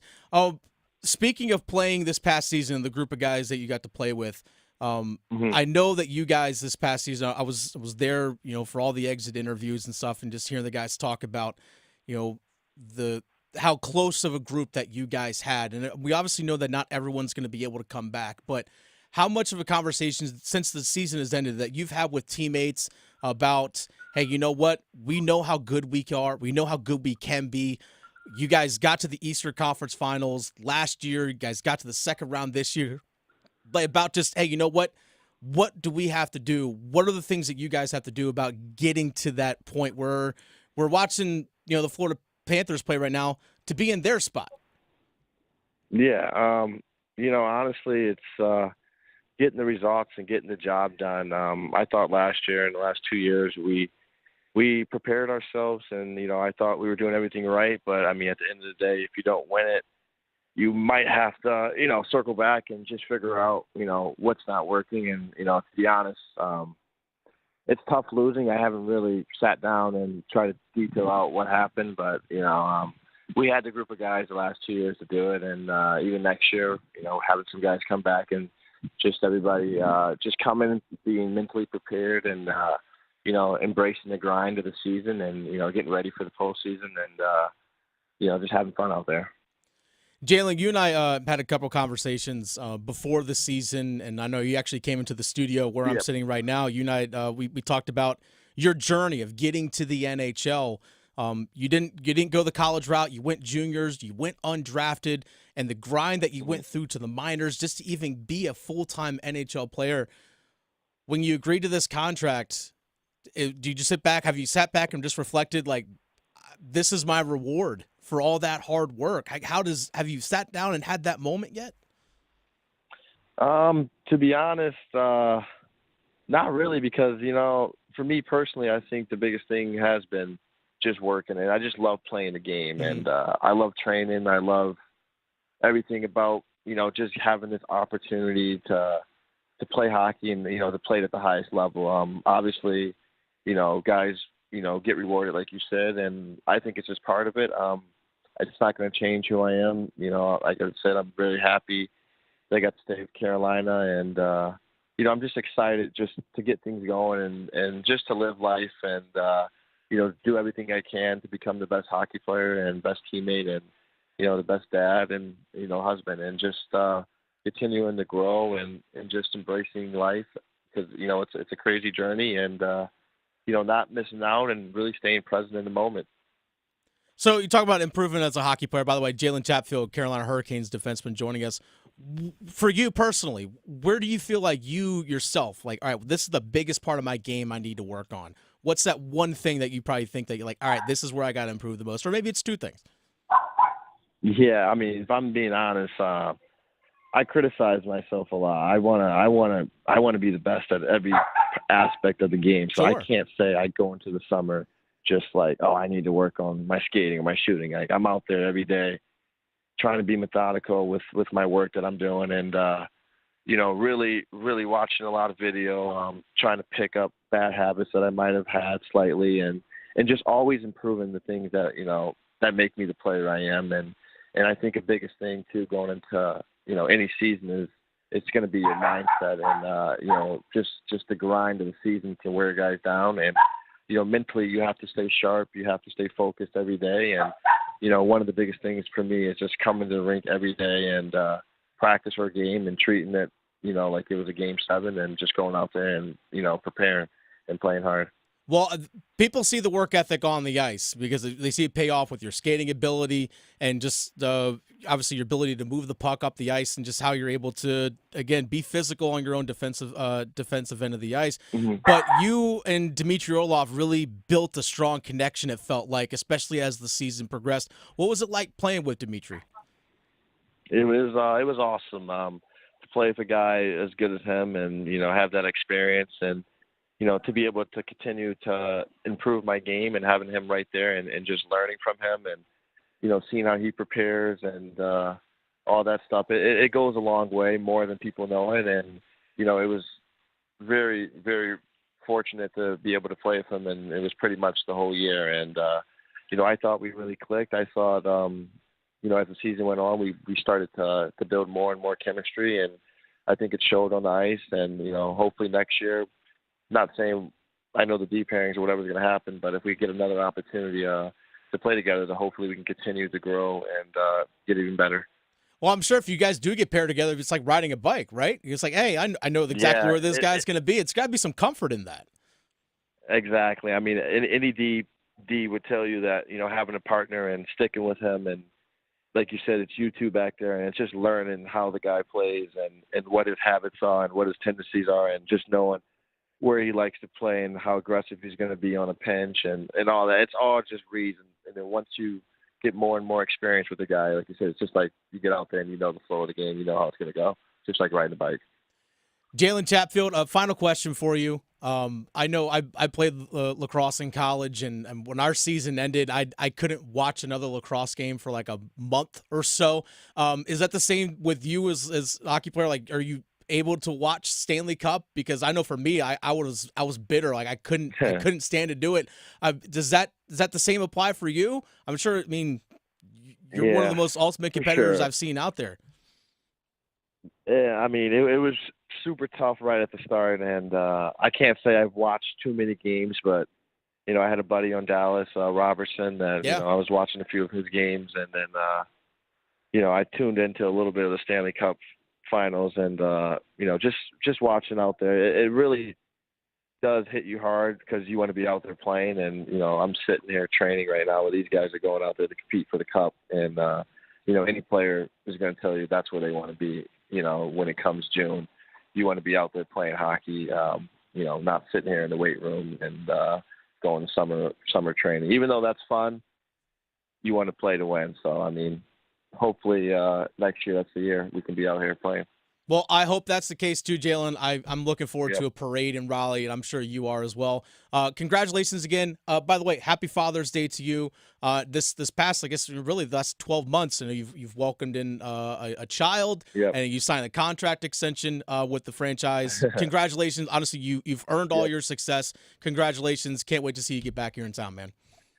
Yeah, thank you. I really appreciate it. Thank you again, Jalen, for giving us your time. Jalen Chatfield, Carolina Hurricanes defenseman, joining here on the Adam Gold Show. Victoria, super awesome. Like, seriously, congrats to him. Yeah, I'm so excited. I know we actually had a chance to – he actually came in studio with us before last season, and I've had some conversations with him one-on-one, and his journey is like the ultimate of like perseverance because he grew up – he's from Michigan – went and played juniors right away, didn't go the college route. There's a couple different routes to get to professional hockey, where you want to play college hockey, you want to play juniors. And the fact that he went to play juniors, went undrafted, so as an undrafted free agent, playing in the minors, didn't get a contract extension with the Vancouver Canucks. Carolina Hurricanes pick him up, ends up earning his way to a full-time roster spot a couple years ago and played these last 2 seasons with the Carolina Hurricanes and earned that deal. I mean, that is like the ultimate, like, for example, like football, you have like the undrafted free agent that makes the team and all of a sudden signs, like a big contract extension years later. That's that. Like that is the ultimate sign of work ethic, perseverance, earning it out there on the ice, and he's earned everything that he's worked for. And you can just tell he's a great guy, too. He's genuinely a great guy. Remember when love seeing it on the Canes. I know, like him and his I believe fiance, and they welcomed their child in and everything like that. I'm a very big fan of him, not only as a player but as a person. Same. And to see him rewarded with the contract, like mad kudos to him. Yeah. Super proud of him. Big fan of his. Yeah. Really am a big fan of his. And he's going to crush it next year, too. He is. And just knowing that guy's going to be on your team for the next 3 years is just awesome. Yeah. Because knowing this is something that when it comes to roster construction, this is something that every general manager keeps in mind. You're building your roster not just for the upcoming season. You have to take in the next year and the year after and the year after into mind. You have to take those things into consideration. Knowing Jalen Chatfield is going to be there as probably your second pairing defenseman on your right side for the next 3 years is comfort knowing that he's going to be there because he's a reliable player. Well, it's a sigh of relief, but it's like, all right, we know that hole's filled. We don't have to worry about finding it. We don't have to worry about going to like, okay, what can we do to fill this spot? Because it's already covered. It's already done. Like it's Sebastian Aho, he's your number one center. You don't have to worry about finding one. There's comfort in knowing that you know exactly where guys are going to be. So big kudos, big congratulations, and also big thanks to the Carolina Hurricanes for help setting that up and getting Jalen Chatfield on with us today. Yay! Big thanks to him. All right, Victoria, a few moments left here. Let's kind of wrap things up.